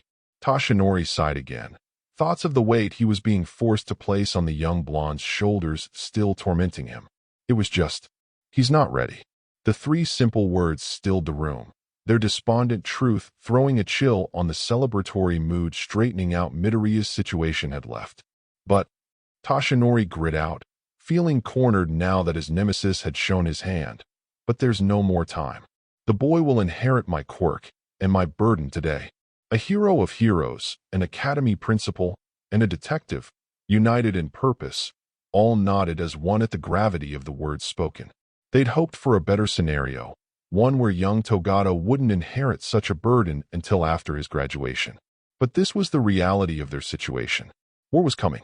Nizu's office, later that evening. The sun had long since descended as Nizu looked over the files of the 1A students, all of them updated with the preliminary reports from the group therapies. The information generally amounted to nothing more than superficial analyses, of course, and would therefore only be used as the basis for the individual counseling sessions. Still, what he read made the quirked animal grimace all the same. "I had truly wished that this wouldn't have come up so early for them, and as a result of such a crisis," Nizu muttered to himself as he appraised what the talks had revealed. The first group of interest had been, unsurprisingly, comprised of Midoriya, Azui, Kaminari, and Uraraka. After some thought, the Ida boy's file had been included in the batch as well due to his otherwise early departure as a result of the group's effort. The electric quirk user had made it plain from the beginning that he'd left all of the planning during their time in the flood zone to Azui, citing overwhelming nerves. The blonde had admitted to being unable to think of anything useful in that time, and had vehemently stated that he'd gone along with the Frog Girl's strategy to take down the aquatic villains that had surrounded them. From Hound Dog's notes, Nizu wouldn't have needed to have been in the room to pick up just how intimidated by the young Azui the boy had been and still was. Assurances aside, Nizu had known from Electric Teen's admittance that he wouldn't be shining in the courage department without experiencing the serious training UA provided, so there was no doubt in the quirked animal's mind that the Frog Girl had given her classmate a little push to follow her plan. Since it had been the logical thing to do, and successful in the end, no further action was planned for the young Azui in relation to that. The next in the group to speak, Uraraka, had been noted as originally being reticent to divulge any useful information, although between her teary eyes and broken voice Hound Dog would have had issues regardless. In the end, the counselor had been able to piece together that the brunette believed herself weak and undeserving, as good a place to start as any. The Hound hero had capped the girl's file with multiple recorded instances where the rosy-cheeked teen had stolen glances at Midoriya before throwing a glare at Azui each time afterward. The second Ida-san's entry was as short as expected. The stern teen had limited himself to one question regarding Midoriya's methods, and upon receiving a guarantee from Hound Dog that everything had been above board, had left it at that. Nizu hadn't been able to help but feel relieved after having read that portion of the file. He'd feared the brother of Ingenium would have henceforth boxed the green-haired teen into his own preconceived notions of good and evil, previous bonding experiences notwithstanding. Young Azui's responses boiled down to one simple goal: find Midoriya and go from there. The Frog Girl had shown remarkable fortitude in keeping herself together while supporting the green-haired teen, but her tunnel vision concerning him had proven to be something that needed further study. Perhaps it was a lasting effect of her healing? Midoriya, however, had taken the cake. Not only had the green-haired teen provided an enormous accounting for himself, but he'd also submitted a mountain of information on everyone else as well. Maybe I should consider claiming the boy as my successor? Nizu pondered as he flipped through the dozen or so pages Hound Dog had been forced to transcribe and condense from the ramblings of the impossibly intelligent teen. According to the summary of Midoriya's evaluation, the attack had been so poorly planned that, Had 1A been even a fraction more cohesive in their thinking, the students themselves would have been able to take down and arrest every one of the villains without even needing a teacher. 7 whole pages after that had been dedicated to strategies that implied an intimate knowledge of at least how the rest of his classmates acted and where their strengths lay. Following that, and most importantly, Midoriya had taken care to highlight perceived weaknesses of his classmates. The details contained within this section were startlingly accurate in the quirked animal's opinion, and he'd had to make a mental note to add the green-haired teen's own reports to the documents being compiled for the individual counseling sessions. Compared to all of that, the other groups had comported themselves more or less as expected. Yaoyorozu and Jiro had immediately demanded a restraining order on Mineta for his actions, and the boy had retaliated with disparaging remarks against the young women for attacking him at the start of their confrontation with the villains. The group consisting of Tokoyami, Koda, and Aoyama had devolved, once again as Hound Dog discovered, into a storm of apologies. The avian teen had reluctantly accepted more than a few of these regrets before putting his foot down. Todoroki had been a slight surprise when he'd expressed guilt for overreacting in his quirk usage.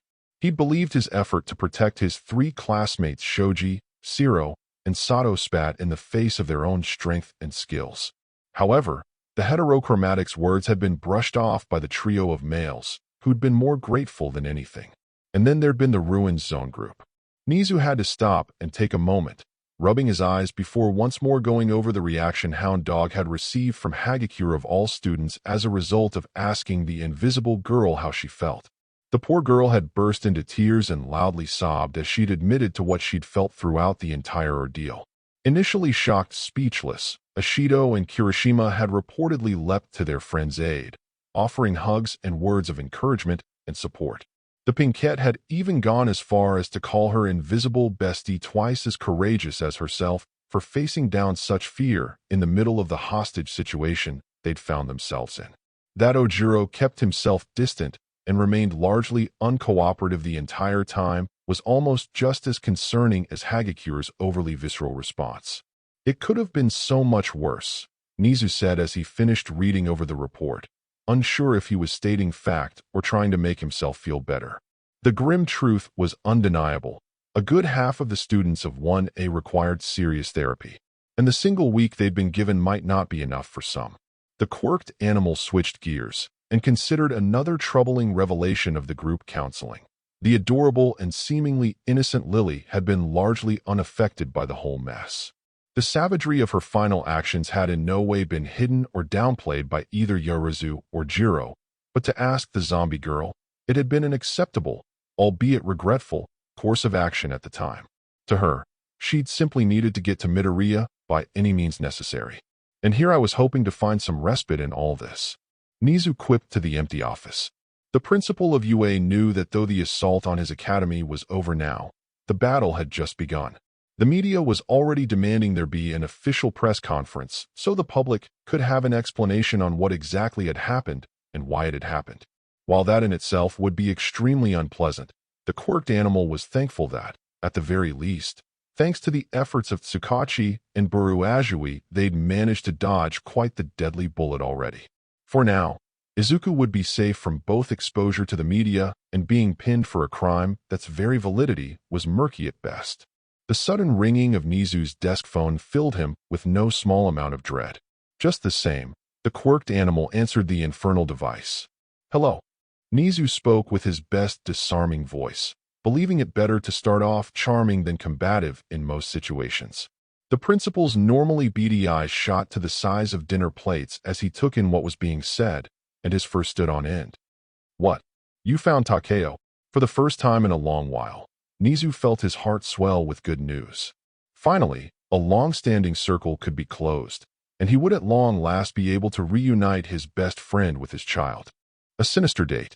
Principal Nizu, is it true that a student in the heroics course nearly caused the hypothermic death to over a half-dozen people? It wasn't that the question was improper or entirely fabricated that grated on the already tested nerves of Yue's long-standing head.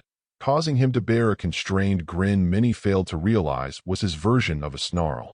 It was the fact that too many like it had already been asked over the course of the press conference. The media had unfortunately exceeded their expectations. Any and every opportunity to paint the victims of the USJ assault, his students, had been and was being taken. I believe the situation involving the students caught in the conflagration zone has been explained, Nizu answered, turning his piercing gaze to the reporter who'd taken another shot at twisting the truth to paint a more horrific picture than the press had received. Has the New Japan Times lowered its quality so far they're willing to send incompetent journalists to cover major incidents now? The man who'd thrown the accusatory question stepped back, face puckered as the barb sunk deeply into his pride. Before another troublemaker could try their luck, the short but imposing figure of Baru Ajui cleared her throat, the reverberating noise impressively deep enough to cause a lull in the chatter of the gathered crowd facing her and the two UA spokesmen, Nizu and Aizawa. If what you all are still incessantly asking about is whether or not the students of UA, who were facing a life-and-death situation, purposefully used lethal force in response. The Ajui matriarch trailed off, shrewd eyes flicking from reporter to journalist. Those in attendance waited with bated breath, the famed frogwoman's words tantamount to the figurative final say. Then rest assured they did not. The ensuing explosion of whispers and grumbling allowed Nizu and Aizawa a moment to collect themselves. They'd been at this for hours already, and it was taking every bit of situational and social acumen they had to keep the vultures circling around them from sniffing out the truth, the much darker and disturbing truth. And what about now? A brave, or stupid, young woman with a notebook full of scribbles asked as the crowd noise eventually died down. How can the public be sure exposure to such violence hasn't caused detrimental effects to the students' mentalities? What if they snap? Unable to hold his peace any longer, Aizawa reached out and grabbed the table mic sitting in front of him. The sight of the normally reserved and prickly eraser head willingly offering information caused an instant, heavy silence to fall over the baying press. If she wasn't still cross with the man, Baru would have been slightly envious. It would be the height of irrationality to expect teens, no matter how skilled or mature, to come out of an event like the assault on the USJ without trauma, the gruff man said solemnly. As such, UA has already enrolled the entirety of Class 1A into pro-hero level therapy. Whether it was due to Eraserhead being the one to deliver the news, not wanting to interrupt the rarity of hearing the underground hero speak openly, or being too stunned at the proactive move to think of how to twist it to their advantage, the horde known as the press remained silent. I won't lie and say these sessions will fix everything. Only an idiot would believe that kind of ruse. Aizawa sighed, making sure his genuine taking a moment was clear to see before continuing. But they are the only way we can do right by our students after failing them so completely. Miraculously, a reporter simultaneously gained the ability to exhibit manners and raised his hand instead of belting out another question. Blinking slowly at the odd sight, Aizawa nodded in the man's direction. For those here and at home unfamiliar with pro-hero therapy, what do these sessions usually entail? Glancing at Nizu for a moment, only for the quirked animal to subtly nod his head, Aizawa grumbled before accepting that his uncharacteristically impulsive move had locked him into the role of press handler for now. At least he didn't have to worry about his dry eye or chronic fatigue at the moment thanks to Izuku Midoriya. After an initial group session, students have been separated for individual counseling, where UA, Emergency Counseling Office 5. Why do I get the unsettling impression that you see yourself as a monster, Midoriya-san? Akane Tsunemori had known that she and her co-workers hadn't been given an easy task. Trying to get teenagers to talk about their thoughts and feelings was difficult enough on a good day, but after something like the attack on UA's USJ facility, they'd only known to be prepared for anything, and she'd thought she had been. But this kid, Izuku Midoriya? After only 15 minutes, she was seriously worried. It was hard to decide what had her more incredulously distressed. The fact that a person who by all appearances and description was a sweetheart who had always done his best to protect and save others held on to such a debilitating self-image, or the knowledge that it was their society that had caused it. Is it that obvious? Izuku asked in return, raising an arm to rub the back of his neck. I mean, what else am I supposed to think? I can't use my quirk without something terrible happening afterwards, and tragedy follows me wherever I go. Tsunemori had made note of many of what Midoriya called tragedies earlier, the events that he refused to fully forgive himself for. The hijacking of Tei Yamada's body after failing to save her, mistakenly ordering Lily Hashikawa to relive her harrowing final moments, and assuming quirk-related control of first his girlfriend and then his teacher under duress were only the most glaring and recent of these. Honestly, it was a wonder the kid hadn't fallen apart by now. Midoriya-san, Tsunemori said, drawing her green-haired patient's attention from whatever self-made hell he was torturing himself with. Surely you know of someone who sees you as a good person? Originally feeling a little out of her depth at the sheer size of the mental minefield she'd had thrust upon her, the young therapist had decided that finding an external anchor for the troubled teen before her would be a good first step. Someone who saw and treated him positively could stand as a marker to adjust his own skewed self-perceptions against. The contemplative look that sank into the green-haired teen's countenance didn't raise Tsunemori's hopes, however. Izuku appeared to struggle with finding an answer when the hitherto silent zombie girl suddenly groaned in support. "You're right, Taichan. There's Mom, of course. And Suchan." Izuku's musing was accompanied by wide-eyed realization. Suchan, maybe I'm not. If someone like her, if she can love me. Normally, Tsunemori could watch on as her patients cried out whatever emotion overtook them during a session calmly and impartially. Normally, the pure and unabashed happiness and relief looking back at her didn't feel like a knife to her heart. Yes, Izuku Midoriya might have been far from fully recovered from the USJ attack and a lifetime of adversity and discrimination. But as the green-haired teen gave his accompanying zombie girl a shaky hug, Tsunemori concluded that the boy had at least finally started walking on the right path. UA press conference. That's not to say our only focus is the fallout of the attack, Aizawa clarified, stopping to take a swig of water from the bottle by his mic, and used to speaking for so long. We've also taken the initiative to examine our students' actions, and where deemed appropriate, asked the counselors to probe further. The surrounding reporters and journalists seemed unsure of how to process so much freely given information, especially from an underground best known for treating them like the plague.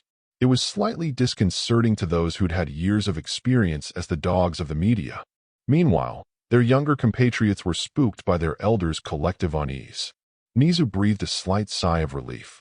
The Azui matriarch's stratagem of herding the crowd to push Aizawa's buttons until the usually quiet man spoke up of his own accord had finally worked. The quirked animal hated manipulating his teachers like this. It felt too much like the experiments those monsters masquerading as scientists had forced on him. But there were few tactics even he, with high spec, had been able to put together that would have worked nearly as well. Maybe he'd give the gruff man a few days off as an apology?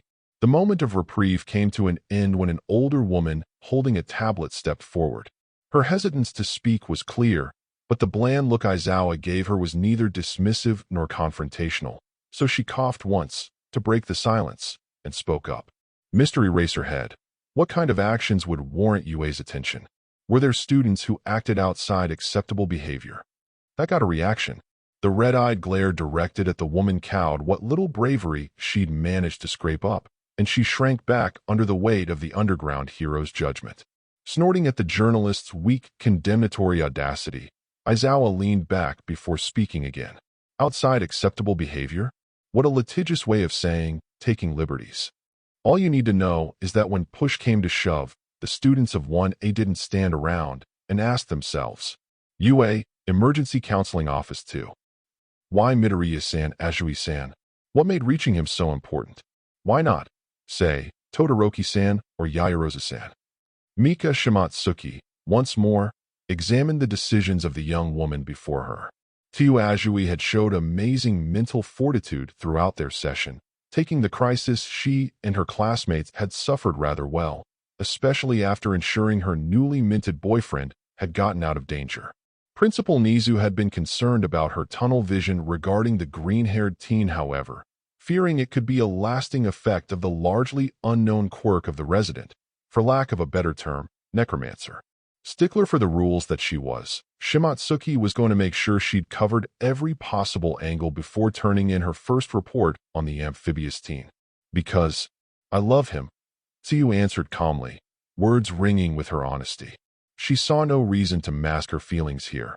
She was sure the dark-haired brunette sitting opposite her had heard such stories before. It wasn't unheard of for pro-heroes after all.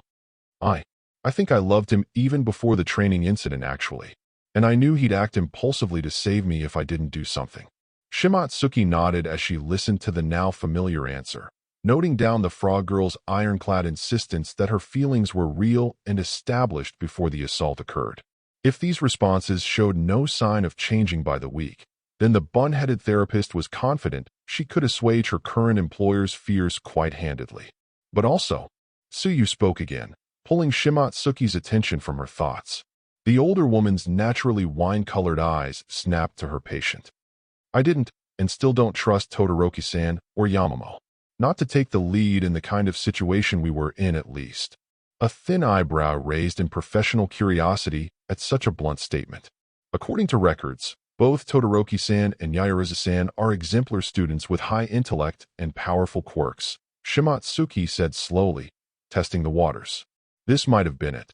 The moment the frog girl either slipped and revealed a hidden truth or finally gave a proper explanation for her behavior. Going by that, either seemed like equal or even superior choices to partner with. I wouldn't go so far as to say Midoriya-san isn't intelligent or capable in his own right. His track record speaks for itself. But to me, he just doesn't seem the optimal pick.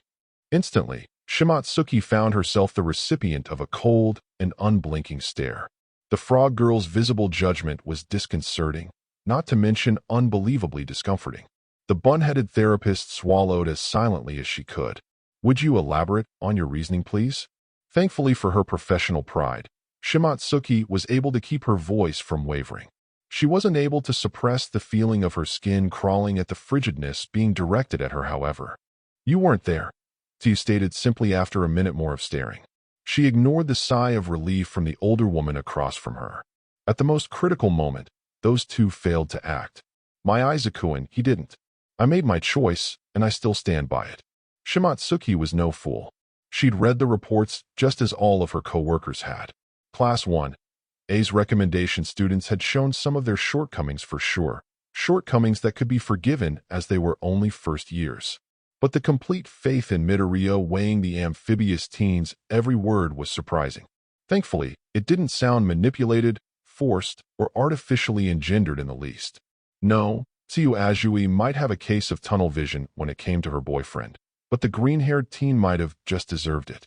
UA press conference. Baru Azui had a headache. Scratch that. The powerful throbbing behind her eyes right above her sinuses definitely qualified as a migraine at this point. And there was still an hour of this press conference left.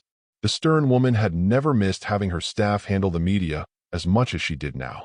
Over the course of the conference, the gathered men and women had proven themselves exhaustive and utterly hell-bent on finding any hint of impropriety or wrongdoing on UA's part, so as to have a reason to castigate the academy. It was maddening. She might have still been upset beyond belief with the staff of the school at the moment, but even she acknowledged that UA was a large part of what kept their society as peaceful as it was. The fevered pitch of attempts to twist and even fabricate events to cast a negative light on the academy were almost more than she and her initial response team had planned to face. Almost. Allowing Eraserhead a moment to rest his voice. The man had spoken the praises of his students' decisions far longer than even the Azui matriarch had expected. The frog woman grabbed her own mic and pulled it forward. Once again, the roiling noise of the crowd died down in anticipation of her words.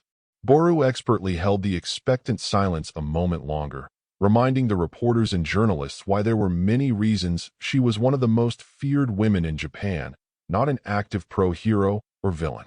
While Principal Nizu and Eraserhead's words have all been more than truthful so far, we must acknowledge the fact that these were high school students involved in the assault, not adults, Baru stated flatly. It was a fact that the press seemed to always forget when UA was in the news for less than pleasant reasons. Their quirks are still growing, as are their understandings of their full abilities and limits. Now, are there any questions that aren't thinly veiled attempts at painting UA or its students as potential villain risks? A single beat of silence. That's all the frogwoman's reprimanding granted before the cacophony started up again. Azui-san, is it true that students were taken hostage during the crisis? How did they make it out alive? It wasn't the best segue, but Baru would take it. Watching the Azui matriarch take command of the crowd, Nizu was thankful once again the fearsome woman had agreed to lend her aid to his school. Her ability to direct the attention of the ravenous press to where she wanted it, or at least away from where she didn't, was masterful, and much appreciated.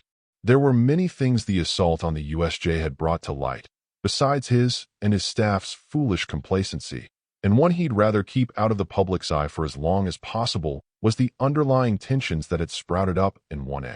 Those would need to be dealt with internally before there was a chance of them being used to their enemy's advantage. UA, Emergency Counseling Office 8. Ojiro couldn't have been having a worse day. The black-haired man sitting across from him had been resolute in pursuing a line of questioning that, while the tailed teen objectively knew was important, wasn't pleasant for him.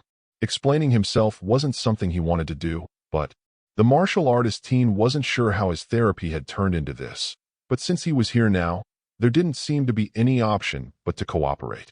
Moving on couldn't happen without opening up, he supposed. Ojiro-san, please.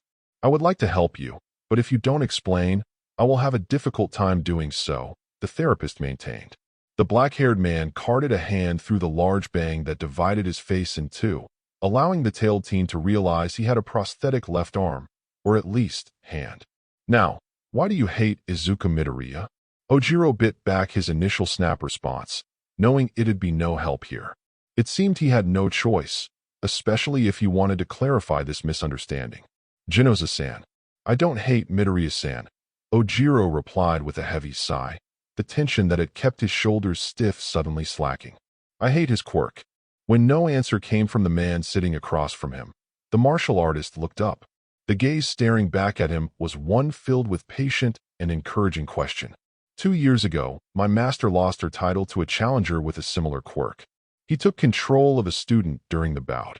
Reliving the memory again caused familiar pain to lance through Ojiro's heart, and he grimaced at the ache. The coward used the student as a shield, forcing my master into an impossible situation. She was all but forced to lose. On the pad in his hands, Nobuchika Jinoza made a separate note to check into this master of his patience. There was something the teen still wasn't telling him, though it was clear that he wasn't describing a villain attack. At least he was finally making some progress. Witnessing Midoriya-san hide behind the corpse of that poor girl was difficult to accept at first, but I might have been able to get over it with time. Ojiro trailed off, breathing slowly as he worked through the cumulative emotions that had clouded his thoughts for so long. But then he took control of one of my classmates, intentional or not. And I know he didn't take advantage of her, but still. And the fact that his actions were to save Azui-san from death. Jinoza cut in, glad that he'd been given a route to show his patient the reality he seemed to be unable to accept. Or that your teacher, and most likely you as well, only survived the USJ assault because he used his quirk? Can you ignore these truths? Ojiro winced, tensing up again at the gentle chastisement. His tail twitched in a rather aggressive manner. No, I acknowledge his involvement carried the day, Ojiro replied, continuing before Jinoza could feel they'd made headway. But I'm also aware that my homeroom teacher is now in danger of becoming Midoriya's puppet if he's not properly supervised. Jinoza kept his sigh to himself. It looked like he had a lot of work left to do with the tailed teen. UA press conference. As the Azui matriarch continued to skillfully lead the enraptured reporters and journalists through the separate events of the USJ assault, highlighting some and glossing over others, Nizu took a moment to think over the reports from his students' group sessions once more. The quirked animal found his thoughts again drawn to the disturbing report of the one student who truly acted negatively during the attack. Allowing a little of high spec to activate, the principal felt his stomach clench as his impressive memory couldn't recall any positive notes being made on the teen in question either. Aizawa himself had only marked down a hint of potential shown during his traditional quirk apprehension test, the barest needed to avoid expulsion. How had such a cretin made their way into his academy? Were Aizawa's findings regarding Aldera only the tip of the iceberg? Had other schools been fabricating whole files for their applicants in a bid to heighten their own esteem? It sickened him to admit it, even to himself, but Nizu wasn't one to ignore the facts of reality when they were presented to him. There was building proof that more than one institution over the years had actively worked to dupe him and his esteemed academy. He felt like such a fool. Regardless of the results of the student in question's therapy, the quirked animal was sure that he'd have to bring up their continued enrollment at UA to the staff. While he knew how he felt about the situation, he owed it to his teachers to allow them a chance to weigh in before any decisions were made. Really, all he could ask them was, UA, Emergency Counseling Office 13. Why did you do it, Mineta-san? The question was simple enough, but to answer it in a way that didn't see him expelled, Minoru Mineta knew he'd have to employ brainpower he scarcely believed himself capable of. It was a ruse. The purple ball-headed teen nearly cried out as he attempted to cover for his cowardly behavior. I know I'm no saint, but that didn't give them the right to knock me out before I had a chance to explain what my plan had been. If the purpose of his rambling was to convince the long, dark-haired woman across from him of his intentions, Mineta was doing a terrible job of it. Really now? Kyoka Tezuka grunted out, her harsh eyes doing a poor job themselves of covering how unhappy she was with her assignment. Then please, explain to me in detail this plan of yours that would have gotten you out of the situation you all found yourselves in. That way we can clear this whole misunderstanding right up. This was easier said than done, as anyone with 3 working neurons would have had the ability to read the midget like an open book and discern what his true intentions had been. Mineta was frozen in shock. He truly hadn't expected to be asked to elaborate on his proclaimed master plan. Shaking himself, the purple ball-headed teen cleared his throat with obviously fake bravado. Well, the hesitation lasted for only a second, but it was enough for all of Mineta's bluster to instantly die. I just needed them to distract the villains for a minute, see? Then while they were busy, I would use my quirk to immobilize. One look at the sharpening eyes of the frightening woman across from him was enough for Mineta to realize he'd fucked up. Why did you apply to UA? Tezuka asked suddenly, the question feeling like being splashed with acid to the purple ball-headed teen. What part of heroics drew you in? Mineta swallowed thickly. He really didn't like where this conversation was going. Not in the slightest. UA press conference. Nizu allowed his thoughts on the second wayward member of 1A to end, turning his mind instead to the lucky break that they'd been given in regards to one of the more debilitated victims of the USJ assault. The quirked animal felt slightly bad about being grateful for the negligence of one of his students' parents, but in this case he'd been forced to accept it as necessary. As it stood, whenever either of the affected students' parents found an available space in their schedule to make it to UA, their child would already be fully healed by Recovery Girl. Any possible complaints regarding such could be immediately shown as having been needless. What worried Nizu more was the possible future reaction of this student to also having been exposed to 1A's possibly soon-to-be second fallen classmate's actions. Those accusations wouldn't be written off so easily. But as long as they got through this press conference without the particulars of that situation coming to light, the quirked animal was confident in UA's ability to handle the coming fallout without involving the media. Still, Nizu had to wonder how the young woman was doing now. UA, Emergency Counseling Office 9. Risa Aoyanaji stared at the mature-looking teen sitting across from her with slight apprehension. The young woman wasn't just 1A's academic recommendation student, but also the heiress of a powerful family. As much as she hated to admit it, more caution than she'd like had to be exercised here. And how are you feeling now? Aoyanaji asked respectfully. I mean, in regards to what happened during the incident overall, not your recently healed injuries. Momo Yaoyorozu took a deep breath, trying to focus her thoughts. Her mind turned back, considering the feelings she'd experienced during those terrible moments, and the judgments she'd laid against herself since that time. She'd briefly considered hiring a personal therapist through her family, but when she realized even Ida was breaking with tradition and accepting the principal's offer of assistance, she decided to show solidarity with her classmates and do the same. I feel ashamed, Momo finally revealed, believing these the best words to describe her feelings. But like a dam bursting, once began, the words continued to flow. I was always taught to remain calm and focused in any situation, to keep doubt from my mind, face adversity with logic and determination, and find, without failure, the best solution to the problem at hand. But when the situation called for all of that, I failed. I failed so completely that the person I was protecting had to protect me in the end. Aoyanaji hadn't expected all of that. Her hand could barely keep up with all the notes she was taking. I allowed my childish pride, and the belief I had everything under control blind me. My poor Lily-chan, she had to go feral, hurt herself, to save me because of that. Momo barely took a breath. Aoyanaji was puzzled by the mature teen's words, but her patient continued before the older woman had a chance to ask for clarification. To think she was forced to resort to such a thing. All because I hesitated to act. Yajirosa-san. Aoyanaji hesitated, suddenly unsure if her patient remembered the grim fact of this Lily's situation and hating she'd have to be the one to remind her if she didn't. But it needed to be done if necessary. You are aware that being known currently as Lily Hashikawa is deceased, aren't you? The older woman began to fear the worst, that her patient had experienced a full-blown mental break as a result of the villain assault, upon seeing the heiress stare back at her like she was crazy. Deceased. The question sent alarms blaring in Aoyanaji's mind, only to be dispelled as the mature teen continued. Right. You mean that she's a zombie now? Yes, I'm well aware. Midoriya-kun granted her a miracle by bringing her back from the dead, allowing her to enjoy a little bit more time amongst the living. The sudden look of unfathomable giddiness and longing that contorted the heiress's face sent a different kind of alarm blaring through Aoyanaji's mind. She's just so tiny and cute. Momo exclaimed in absolute delight. Just the thought of her possibly only having a limited amount of time before she finally continues her final journey makes me want to hug her so tightly.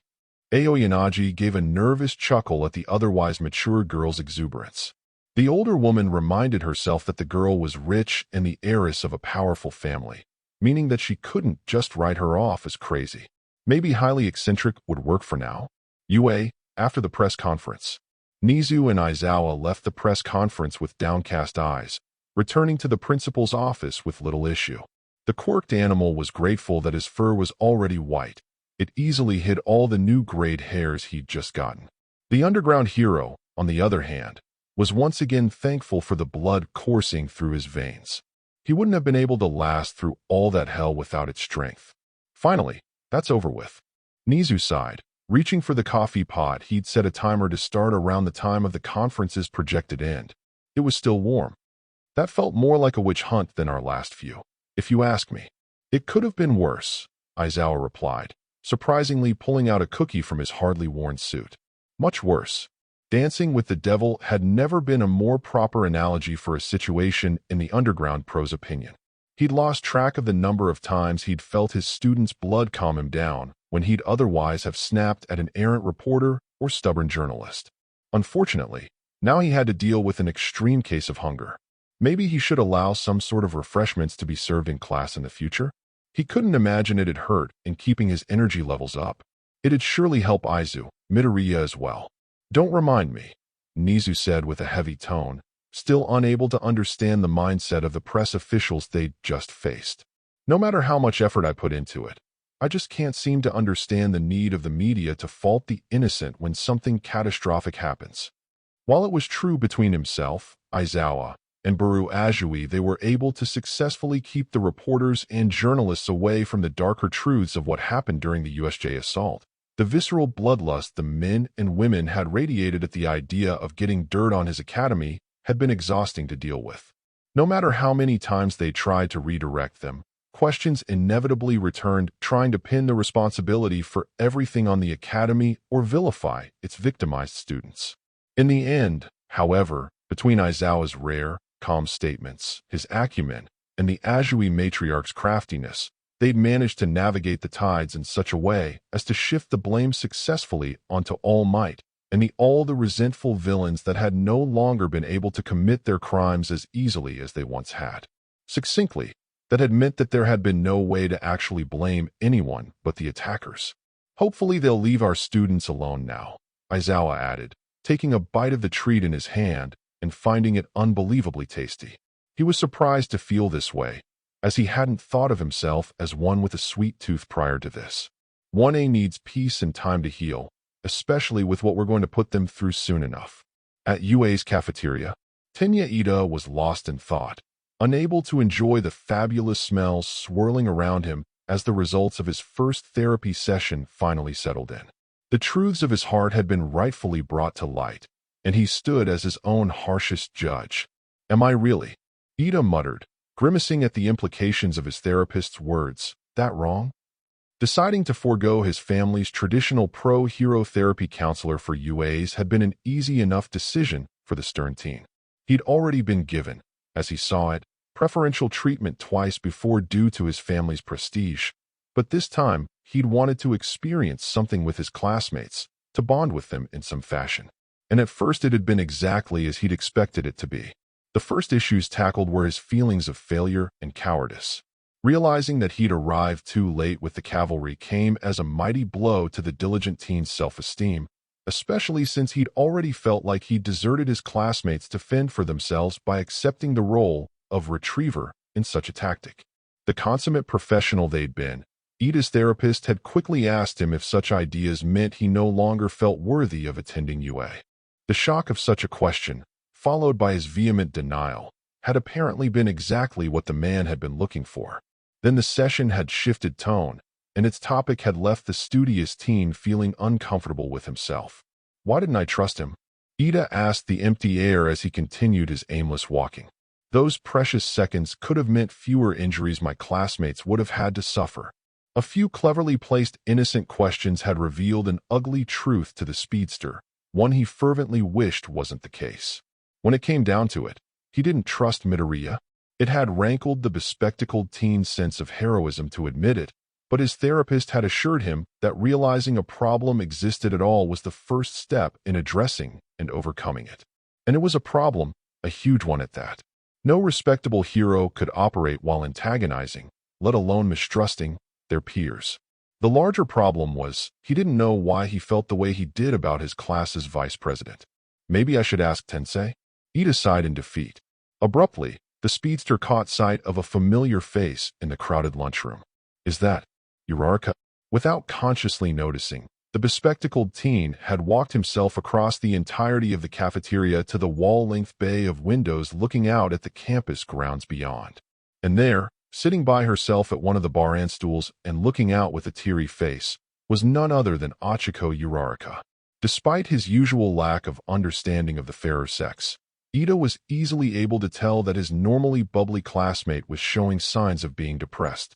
In fact, she looked quite ready to start crying at a moment's notice. Uraraka-san. Ida's unexpected voice caused the girl in question to let out a startled yelp.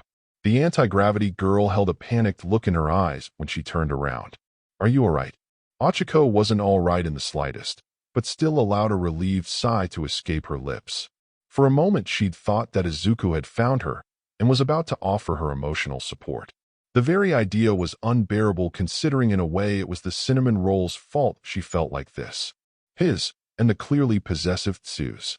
I'm not, Ochiko whispered, failing to find the energy to even lie. The blunt honesty would either scare Ida away or gain her some much-deserved consolation. But thanks for a skin. If the brunette had been asked, she would have said she expected her tall classmate to politely excuse himself and walk away. Or he might have said something stupid and out of context as usual. It was to her surprise then, when he slowly slid into the stool beside her. As troubled as Ida was, he felt that leaving a classmate in such obvious distress, truly a deplorable state of being, would be simply too wrong to abide by. He was neither their class president nor vice president, but even so, he still felt as if he should offer some sort of support to a classmate in need. Do you wish to talk about it? Ida asked in an uncharacteristically low and calm voice, his usually arm-chopping nowhere to be seen. Is it related to the therapy? Ochiko blinked, needing a moment to think. The anti-gravity wrestled with herself. Should she unload her woes to her stiff classmate, or keep them bottled up until she exploded? She'd already hidden her true feelings from her therapist once already, and she was regretting it now. In the end, the decision was rather simple. She decided to talk. After all, there was no one else she could confide in. Mino would have probably laughed before gossiping about her. Jiro just wasn't girly enough to understand her problems. Momo would have grilled her for every little detail, but then offer no real solution. Tea was obviously out of the question, and she couldn't find Toru. I'm heartbroken. And with those simple words, Ochiko introduced the poor unsuspecting Ida to the world of love drama. Punta Pier Mighty Theme Park, noon. The giant, light-bedazzled gates of the local theme park stood imperiously before the green-haired couple of Izuku and Tsu, causing both teens a sudden case of trepidation. With only one final step forward, they would officially begin their first-ever date, and both were incredibly nervous. This state hadn't been helped in the slightest when Inko and Baru had been told of the date's existence. Both mothers had been delighted at the news, going so far as to provide extra funds so the duo could eat and drink without worry. It was almost like the older women had wanted the teens to stay to their heart's content. Ah! Tay's soft groan was accompanied by a gentle nudge to the duo's backs. The zombie girl seemed to have decided that both were awkward enough to have stayed standing by the entrance until the park closed unless given aid. Izuku snorted at the impression his first partner gave off, unable to completely dispute it on his side. While beyond accommodating to the date, Inko had insisted the two take a chaperone, Tay being the obvious choice. Izuku had intended to leave the zombie girl at home, but his mother had insisted, for security, if nothing else. It hadn't done his argument any favors that his first partner had shown clear reluctance to leaving him alone. Luckily, Inko had, upon his acquiescence, then graciously provided a little extra in the way of date money in case the park staff charged for Tay's admittance. So Izuku couldn't complain too much. Lily, however, had been left in the care of Yamamo, who'd taken the news almost too happily. The mature young woman had vehemently stated that their date didn't need the burden of a child distracting them, which would have been more believable if she hadn't been crushing the littlest zombie girl to her chest with a hug at the time. I know. Izuku murmured back to Tay, not feeling even a hint of irritation at the zombie girl for her support. It was just, he felt like he looked too unassuming. His casual clothes weren't anything flashy, and, just like his school attire, made him feel like he faded into the background. In comparison, Tsuyu's green and white lace blouse and jeans combo did everything to pronounce her beauty to the world. The dichotomy of their appearances left him with the fear that other boys would attempt to hit on her during their date. Just the thought sent an uncomfortable flash of anger surging through his chest. "Relax, Izuku-kun," Tsuyu said, hugging his arm. The innocent action, to the green-haired male, couldn't have been more sinister, pressing the frog girl's surprisingly ample breasts against him. Izuku's heart stuttered. "Let's go enjoy ourselves, Karo." Taking a deep breath, Izuku allowed the knowledge he was loved and accepted envelop and empower him. His therapist had been right earlier. He did have at least two people who cared deeply for him, and he wasn't going to ignore that anymore. Marching forward, the three made their way to admissions. As expected, the ticketeer demanded payment for Tay as well, but even the fat man's rude attitude couldn't touch the high spirits of the young couple. Unbeknownst to the verdant couple, another pair had been tailing them since their departure from the train station minutes earlier. "They have entered the gates of fun most amusing," Tokoyami declared in quiet flair to his current partner, out of the common person's perception by standing discreetly in the shadow created by a three-dimensional advertisement for the theme park. The avian teen's large eyes cast about, keeping a lookout in case a pink-hued bundle of trouble decided to poke her head out. "Have you finished with Kiri?" "Damn it, man. I'm just asking if you know where Mina is right now." Tokoyami slumped. That answers that. Unlike her partner, Jiro was having a harder time completing her first mission of the night. After finding out the cute couple, plus zombie, had planned a date night, the punk rock girl had decided to follow them to ensure nothing ruined their outing. Since Mina had seemed rather restless since the USJ went down, the musician had feared the pinkette would strike at her favorite targets today of all days to quench her need for fun and laughs. To head that complication off before she became one, Jiro had thought to employ the assistance of the one person she knew who could keep up with the excitable acid user, Ijiro Kirishima. All the redhead had to do was tell them where Mina was, and then they'd know whether or not they'd need to worry about Izuku and Tsu while they had fun at the theme park. So why was the manly man of 1A being so difficult? "What do you mean, why am I asking you?" Jiro hissed into her phone, feeling her nerves fray at her red-headed classmates' constant questions. Who else would know where she is? No one's been able to get a hold of Toru in days. Tokoyami sighed from his shadow. This was getting them nowhere. What was worse was that the longer they waited for Jiro to finish failing at interrogating their classmate, the further Izuku and Tsu got lost in the bustle crowd of the theme park. Leaning backward toward the punk rock girl, the avian teen silently held out his hand for the phone. The proffered appendage hung between the two partners in surveillance for a moment, one now looking at the other with a disbelieving raised eyebrow. Knowing they didn't have much time, Jiro quickly gave in and handed the device over. Kirishima, Tokoyami intoned, deep voice causing the redhead on the other end of the line to suddenly tense. Surely you have perceived the marked change in Mina's behavior since our survival of the USJ assault? Seize these times of liberation from our studies and aid your longtime friend in recovering fully from an experience you in part shared. Is it not the manly thing to do? There was a beat of silence. Jiro held her breath, unbelieving that her normally edgy classmate had been so straightforward, for him, with the redhead. Also, Midoriya and Azui are currently traversing the rigors of their relationship's first couples engagement, and we don't want Mina to interfere. Thank you. Before Kirishima could have attempted a response to the sudden information, Tokoyami had hung up the phone and handed it back to Jiro without another word. The punk rock girl blinked at what she'd just witnessed. Originally, she'd thought her partner had just tagged along because he'd had nothing better to do, but now, it was pretty clear to her that the avian-headed teen was dead set on allowing his close friend the opportunity to enjoy his day with his princess. And hey, it was the least they could do for the guy who'd unknowingly saved so many of them during the class's crisis. Do you think Kirishima will be able to pull it off? Jiro asked, breaking the silence that had overtaken the pair. Tokoyami shrugged, looking as unconvinced as a teen with a raven's head could.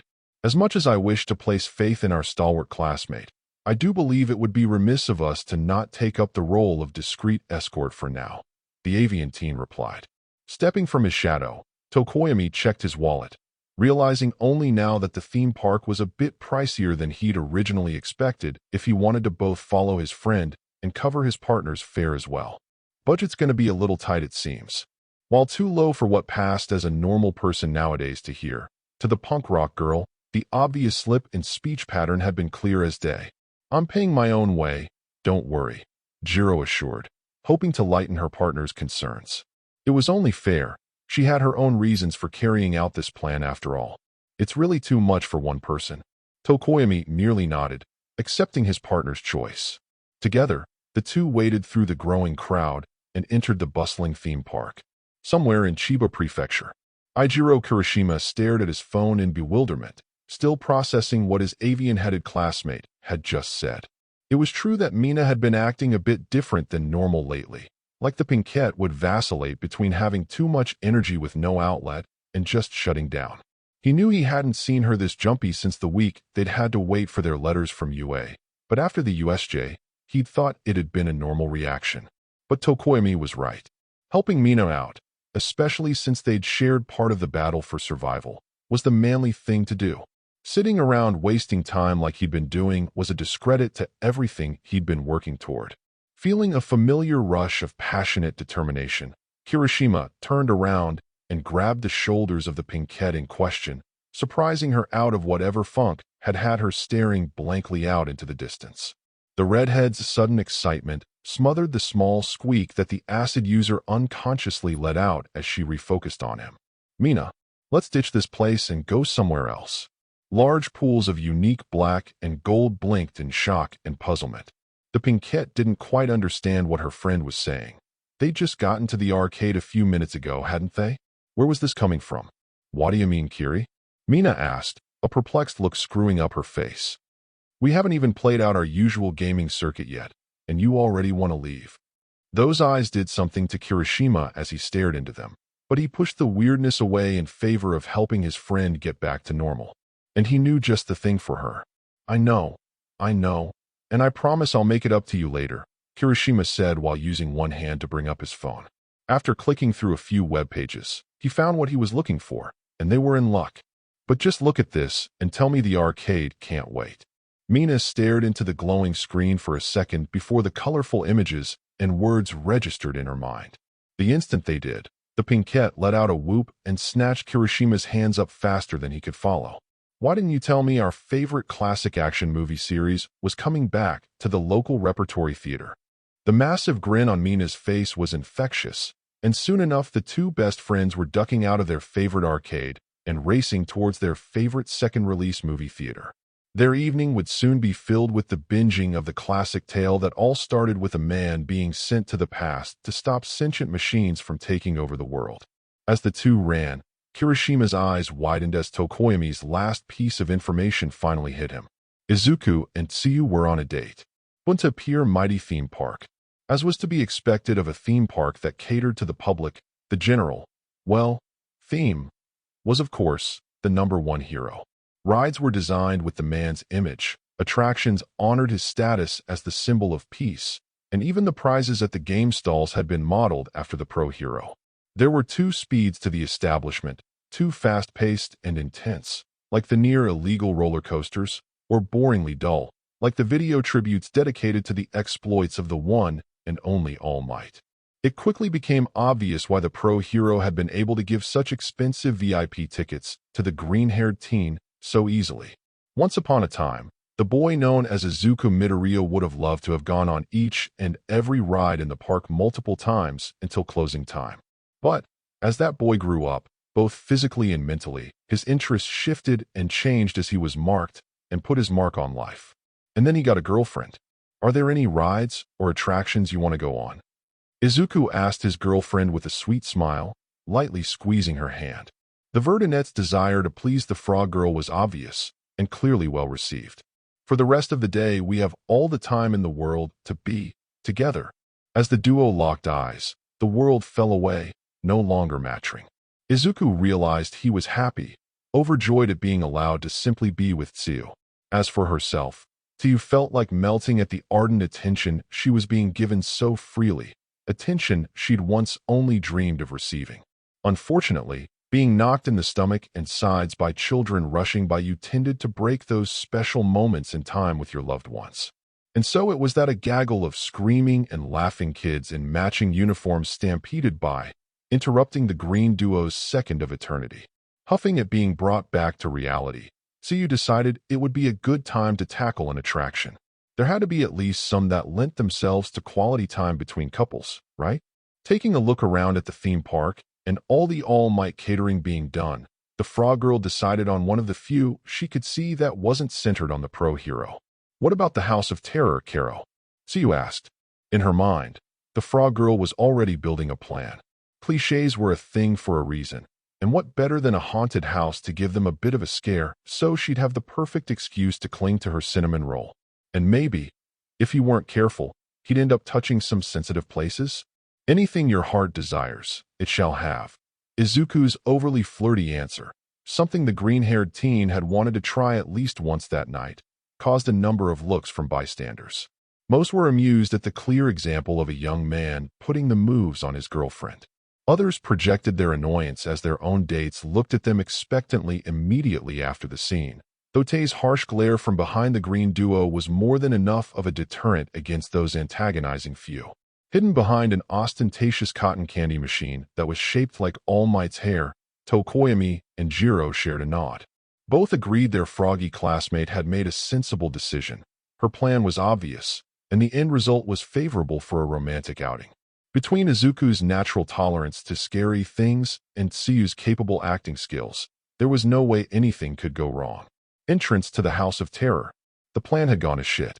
Staying well back from the garish attraction, Jiro and Tokoyami facepalmed at the theme of the haunted house. It just had to be zombies. Even Mina wouldn't have found the turn of events funny. Suchan. Izuku's voice wavered between sweet and annoyed as he took in the sight before them. Maybe we could choose something not exploiting a side effect of my quirk. Tsuyu could only croak an apology as she nodded in agreement. The attraction was almost built to be a horrible mockery of her boyfriend's individuality. Not only did the structure appear to be in less than perfect condition, even for what it was supposed to represent, but the poorly depicted undead painted across the decrepit facade were too painful to look at for long. And was Tei glaring at the, hopefully, unintended insult to her existence? How about? Tsuyu hesitated, nervously eyeing the map of the park in her hands. She was afraid of picking another flop. The shooting range. Immediately, the frog girl's mind was filled with another ingenious plan. She remembered an integral part of her boyfriend's fighting style revolved around guns, of a sort. He'd be able to win her a prize easily enough if she asked, and as a reward, She'd just have to give him a kiss. But would he even want to be reminded of fighting while on their date? I can do that, Izuku answered, dumbstruck smile washing away any of the frog girl's concerns. Do you want a plushie? Carol, Siu nodded in happiness. Both that her new plan was already in motion and her boyfriend had so quickly forgotten about her accidental blunder. As the green duo made their way through the crowd toward their new destination, the rocking gothic pair watched them go with dual sighs and slumping shoulders. Well, Jiro started, feeling relief and worry in equal measure. That could have gone worse. But after avoiding one potential disaster, Izuku would now have to deal with the universally understood to be rigged shootings games of a theme park. Agreed. Let us hope the wings of Providence continue to cast their shadow upon our friends, Tokoyami added, dark shadow emerging from his stomach to pat the avian teen on the back. And that the Rosette Terror continues her blessing of absence. After allowing plenty of distance to build between them and their charges, the pair followed. No matter how heavily rigged it was, there was no way the shooting range could be too bad. Shooting range booth. The attendant stationed at the shooting range was seething. As any logical person would realize upon consideration, this particular park game only made profit for the owners when players paid and didn't win anything of high value. Being stationed in an all-might-themed theme park, however, denied the operators the most common method of assuring such an outcome, i.e. cheating. Eventually, the owners had come up with a way to get around this restriction, though. Since the average citizen of Japan never had cause to handle firearms on a regular basis, or build up the skill set to effectively use such, the shooting range had been redesigned to force players to aim at incredibly small targets placed above the prizes they desired to win. As an additional measure, the targets became progressively smaller the more expensive the prize became as well. The number one prize, for example, a life-sized plush doll of the symbol of peace, had a target smaller than the size of a bottle cap. In a dubiously acceptable twist to further turn things in the house's favor, the guns provided, BB guns, had been built with the worst material and specs possible. The sights were all slightly bent. The internal springs were comprised of a heavy metal that created extra, jerky recoil, and the frivolous molding on the ends of the barrels were thicker than strictly necessary, adding disproportionate weight. All of this made aiming incredibly difficult. To top all of this off, no players with quirks that would give their aim a special aid were allowed to participate. And a green-haired teen had just said "fuck you" to all of that. The attendant had known the boy would be trouble enough when he'd flashed a rare VIP card, granting him a free round of 7 shots. Then the Verdinet had taken his firing stance, and things had gotten worse. His posture had been that of a marksman. Thwack! The loud crack of the BB gun's firing mechanism rang through the air for all to hear. The shot missed, but while the green-haired teen had failed to hit his target, the smirk carving its way across his face set off alarms in the attendant's brain. That was the look of someone calibrating their next shot on the fly if he'd ever seen one. Deviation of 6, the teen announced, earning a confused stare from the girl with amphibian features standing at his side. The matter-of-factness of the comment caused a shudder to run through the attendant. Now for the prize. The attendant wanted to vomit. The original target had been the number one prize, and if he lost the limited edition plushie to a kid, on a free shot no less, then his boss would skin him alive. Swallowing thickly at the thought, the man watched as the green-haired teen reloaded his BB gun with practiced ease, took aim, and thwack! A hole punched through the center of the target above a large frog plush doll. Crank! Thwack! The middle of the target above a medium-sized frog with boxing gloves received a hole of its own. Crank! Thwack! The brat won another medium-sized frog, this one with an adorable yellow ribbon, as he added a hole to the middle of its target as well. When the green-haired teen stood back, raising his BB gun to point skyward, the attendant couldn't hold back his sigh of relief. The kid hadn't aimed for any of the really big prizes. He'd still have to explain tonight's losses to his boss, though. For the most beautiful girl in the whole world, the attendant's green nightmare said, laying it on thick as he handed the large frog plush to a now deeply blushing amphibian girl. The other 2 are for Sammy Dare and Satsuki, so you don't have to share. Even though the plushies, all designed after a slightly outdated mascot, sported fat bodies, stubby limbs, and big heads rounded by chubby cheeks, it was clear to the attendant that the amphibian girl found them absolutely adorable. Her hugging the green-haired teen's gift tightly and burying her face into it in a vain attempt to hide her blush was proof enough. Aga, the sudden groan from the tall zombie, standing behind the couple, startled the attendant something fierce. Sure, he'd been warned about the undead monstrosity just like the rest of the staff, but seeing and hearing the thing was a whole level of worse than just being told about it. "Excuse me," the green-haired teen called out, dragging the attendant's attention to him. The unsettlingly sweet smile being directed at the man didn't belong on the face of a necromancer. "No, sir. Would you mind if Taechan uses my remaining shots?" What a question to ask, the attendant thought to himself. Although, while the park's rules stated no quirks could be used in any of its games, the undead creature didn't look coherent enough to even lift one of the BB guns. And the brat had decided not to aim for the big prize in the end. Well, his night couldn't get much worse, he supposed. "Yeah, sure," the attendant replied after a few seconds, exasperation coloring his tone. "Why not?" Not too far from the shooting range, at a table partially blocked by a balloon stand, the rocking gothic duo was enjoying nachos and soda while keeping an eye open for possible date threats. They were also amazed by the unexpected display of marksmanship from their friend and classmate. Note to self, never be on the business end of one of Izuka-kun's guns. Jiro murmured flatly, unable to stop her staring even after the green-haired teen was done destroying the rigged game. "I feel like he could probably tag a fly on the wings at 100 meters. Don't you?" Truly the scope of his skill is as deep as the darkness he commands in the name of justice, Tokoyami agreed, Dark Shadow nodding along with the avian-headed teen. Both user and sentient quirk had been awestruck by the talent demonstrated. It was even more incredible than shooting Mineta from a moving vehicle. Should he continue? "I fear even heroes such as Snipe will see their titles stolen." Jiro chuckled at the thought, before blinking as what her temporary partner hadn't mentioned caught her attention. "What? No comment on me using his name?" the punk rock girl asked while helping herself to some nachos to cover for her genuine interest in the topic. It was unfortunate, but with their restricted budget, they'd had to share a plate instead of getting each their own. Both had awkwardly avoided responding to the food vendor's question about them being a couple. Was his offer of true friendship not clear when he spoke both of our given names? Tokoyami asked in turn, shaking his feathered head lightly as he popped a cheesy chip into his mouth.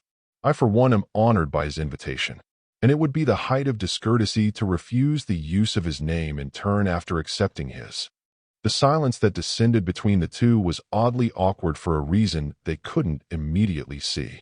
Perhaps it was due to both wondering if, by accepting their mutual friend's offer, it then made it acceptable for them to refer to each other by first name as well. Underneath such weighty consideration was another thought, barely a whisper to either, concerning what that could mean for them. "Are you fucking kidding me?" The pervasive silence was broken by the enraged scream of the shooting range's attendant, much to the relief of both partners.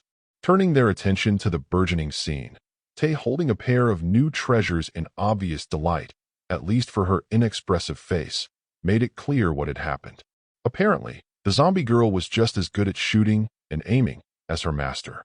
There was no other way she could have won the large, sparkling unicorn plushie that looked ridiculously fluffy, or the small, All Might doll now in her hands. Before anyone could stop her, Tay promptly began chewing on the miniature symbol of Peace's head. Jiro and Tokomi couldn't decide whether to chuckle at the sight or worry about it. "Forgive me this intrusion," Tokoyami started, dragging the attention of the punk rock girl away from the spectacle before them. "But my curiosity refuses to lay shackled any longer. I have been meaning to inquire, but just what significance is it to you that Izuka-kun and Azui-san enjoy themselves tonight?" The tensing of her earjacks was the only indication the question had struck a nerve. Tokoyami suddenly hoped his inability to keep his inquisitiveness under control hadn't just cost him a budding friendship. Jiro had known her uncharacteristic interest would be called out at some point or another. After all, to date her interactions with Class 1A's resident necromancer and vice president had been kept rather minimal, definitely nothing to warrant such steadfast camaraderie. Her interactions with their amphibian classmate had been even smaller in size. The punk rock girl stared out at the green-haired teen for a few moments more before turning to lock eyes with the crimson gaze of her partner. "You know, it's okay to cut it with the melodramatic act, right?" Jiro's unexpected reply clearly caught Tokomi flat-foot, though she pressed on without making the avian-headed teen sweat. Would it surprise you to hear that he saved my life once? Already reeling, the punk rock girl's revelation rocked Tokoyami's thoughts once more. Even though he'd been well aware of his fellow master of darkness's noble disposition, he would have never considered his partner might have faced such peril already, outside of what they'd all faced at the USJ. I didn't. Yes, it would. Her partner's stumbling and very normally worded response was almost enough for Jiro to giggle if she did that sort of thing. The sight of a sputtering Tokoyami was even almost entertaining enough for the punk rock girl to leave the mystery at that. But in the end, she decided to have mercy and elaborate. Oh, the sacrifices made in the name of continued cooperation.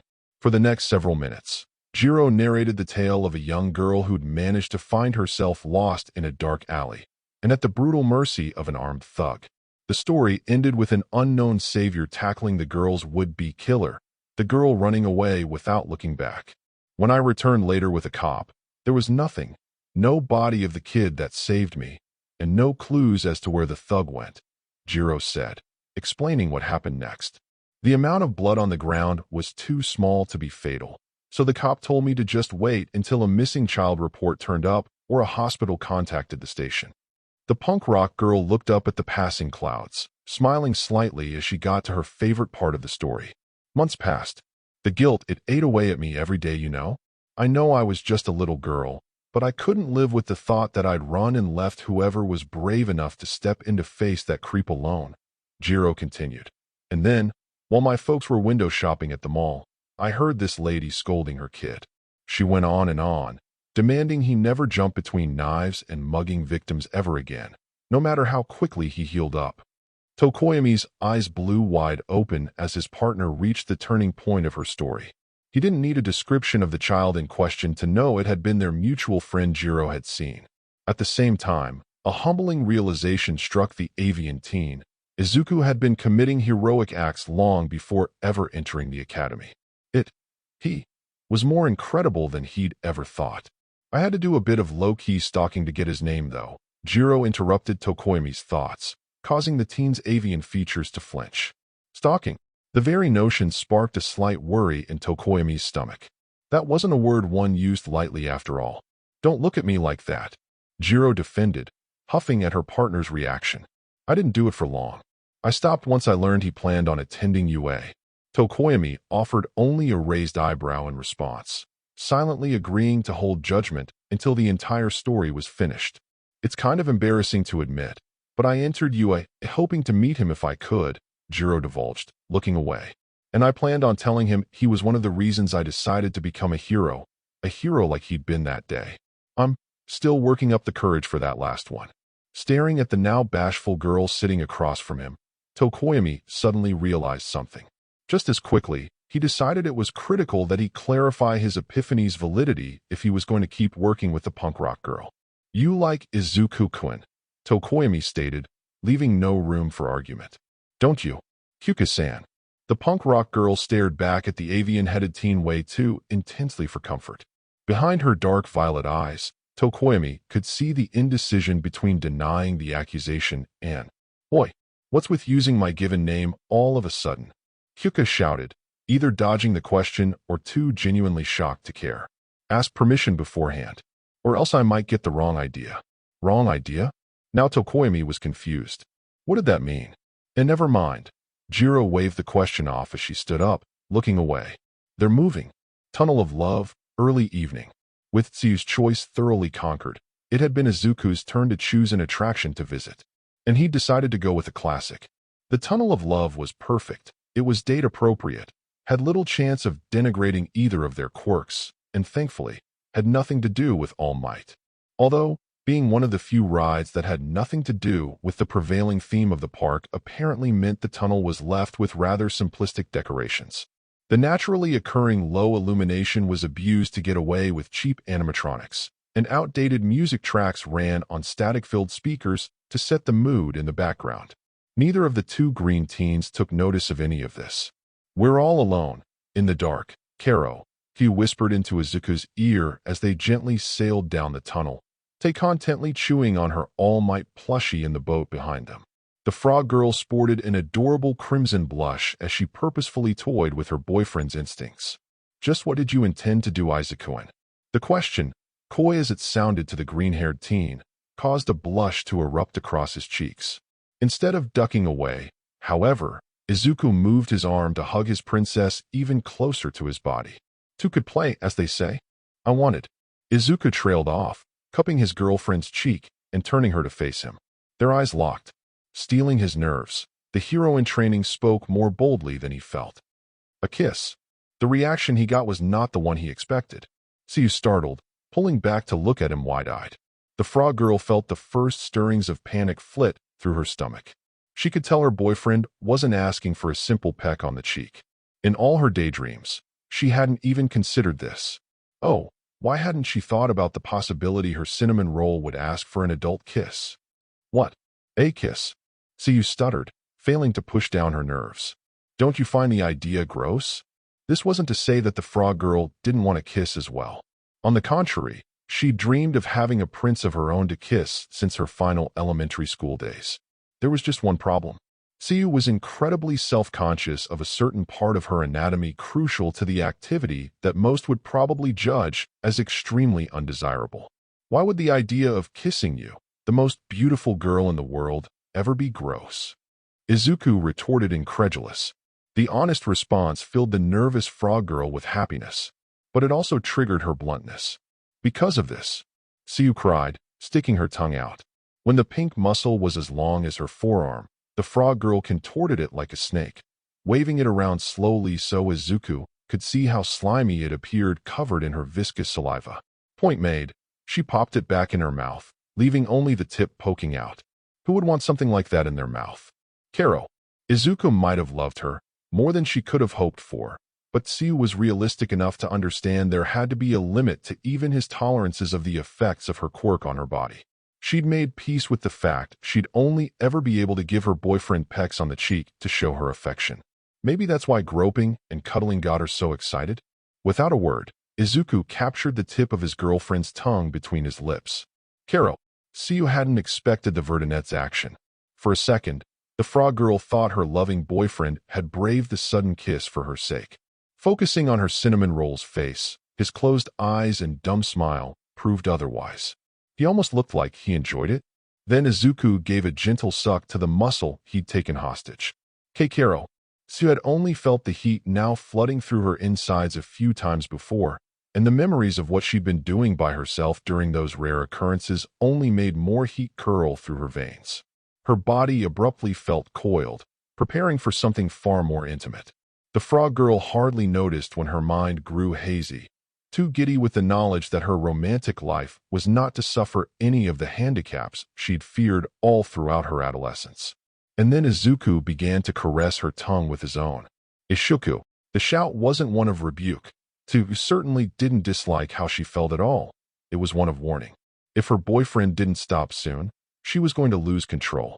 Years of repressing every lewd thought she'd ever had and telling herself that such actions were never going to be part of her daily activities outside of maybe once after her arranged marriage had left the frog girl pent up.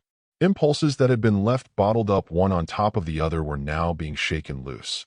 Awakening like ravenous beasts, these thoughts and feelings threw themselves against the flimsy barriers of Tsuyu's self-control. Izuku opened his eyes, peering effortlessly into Tsuyu's own. The worry and love pouring into her charcoal orbs through the emerald pair above her quickly proved too much for the frog girl to bear. In a last-ditch effort to stop the pleasure searing her insides and frying her brain, the amphibian teen tried to retract her tongue with a sharp pull. Izuku, though, hadn't let go of her tongue. Chew. And now their lips were glued together. Wide charcoal stared into half-lidded emerald for a second longer, before finally he managed to return her tongue to her own mouth. Seeing the reluctance that his girlfriend was trying to hide from herself, Izuku took the opportunity to introduce his tongue to her mouth this time. This time, Tsuyu could offer no resistance, moaning in delight. Each second the kiss continued caused her to lose more of herself in the swirling pleasure of the physical evidence of being loved. Hugging her cinnamon roll back, the frog girl accepted that maybe, just maybe, There was nothing wrong with letting her hormones take the reins just a little bit. For boats behind, Tokoyami and Jiro were having a bad time. Ugh, this is so garish, the avian-headed teen complained, glaring at the slapdash decorations and tasteless, generic animatronics. The setup was so bad that after one look, Dark Shadow had refused to come back out. Please make it stop. Jiro, finely tuned to sound and vibration as she was, suffered harshly at the hands of the heinous, white noise masquerading as background music. Hoping that a distraction would alleviate their torture, Tokoyami decided to press for the information he'd failed to procure earlier. Are you ready to talk now? The questioning look he received told the avian-headed teen his partner had either forgotten their last discussion or was still trying to avoid it. About your feelings for Izuku-kun. Are we really doing this now? Jiro snarked, understandably miffed about tackling a topic she thought she'd made clear she wanted buried. Tokoyami smirked, shrugged at his partner's reluctance. If that was how she wanted to play, he could be just as brutal as their mutual friend when the situation called for it. I can remain silent if that is what you prefer. The reply was clever, painfully so. Jiro would have done anything to block out the cruelty being inflicted on her ears by the tunnel speakers, anything. And it looked like her partner knew that fact and wasn't above taking advantage of it. She'd have given him props if she didn't want to strangle him. Fine. Jiro relented, accepting she needed a distraction from the torture more than she needed to hold back this secret of hers. I admit it. I used to have a childish crush on Izuku. I even thought that once I met him at UA, I'd ask him out. The avian-headed teen, overly focusing on the punk rock girl's words to block out the tunnel's attempts to brutalize their ears, latched onto two unexpected words his partner had used. Used to? Tokoyami asked, confused but slightly relieved at the distinction. What happened? The look he was given wasn't lovelorn or pained in the slightest. It was almost worse, though, sad acceptance. I found out my crush liked things on the cute side of the spectrum, Jiro said, looking down. Something I know I'll never be. And I'd rather see him be happy with Tsuchan than have to fake such behavior to even have a chance at getting his attention. As he was finding was common when spending time with Kyukujiro, the avian-headed teen found himself confused. Not cute. Why don't you consider yourself cute? Tokoyami asked, a deadpan stare his only answer. I think you are. The instant the words left his mouth, he almost wished he could take them back. Almost. An awkward silence descended between the two, and neither knew what to say to break it.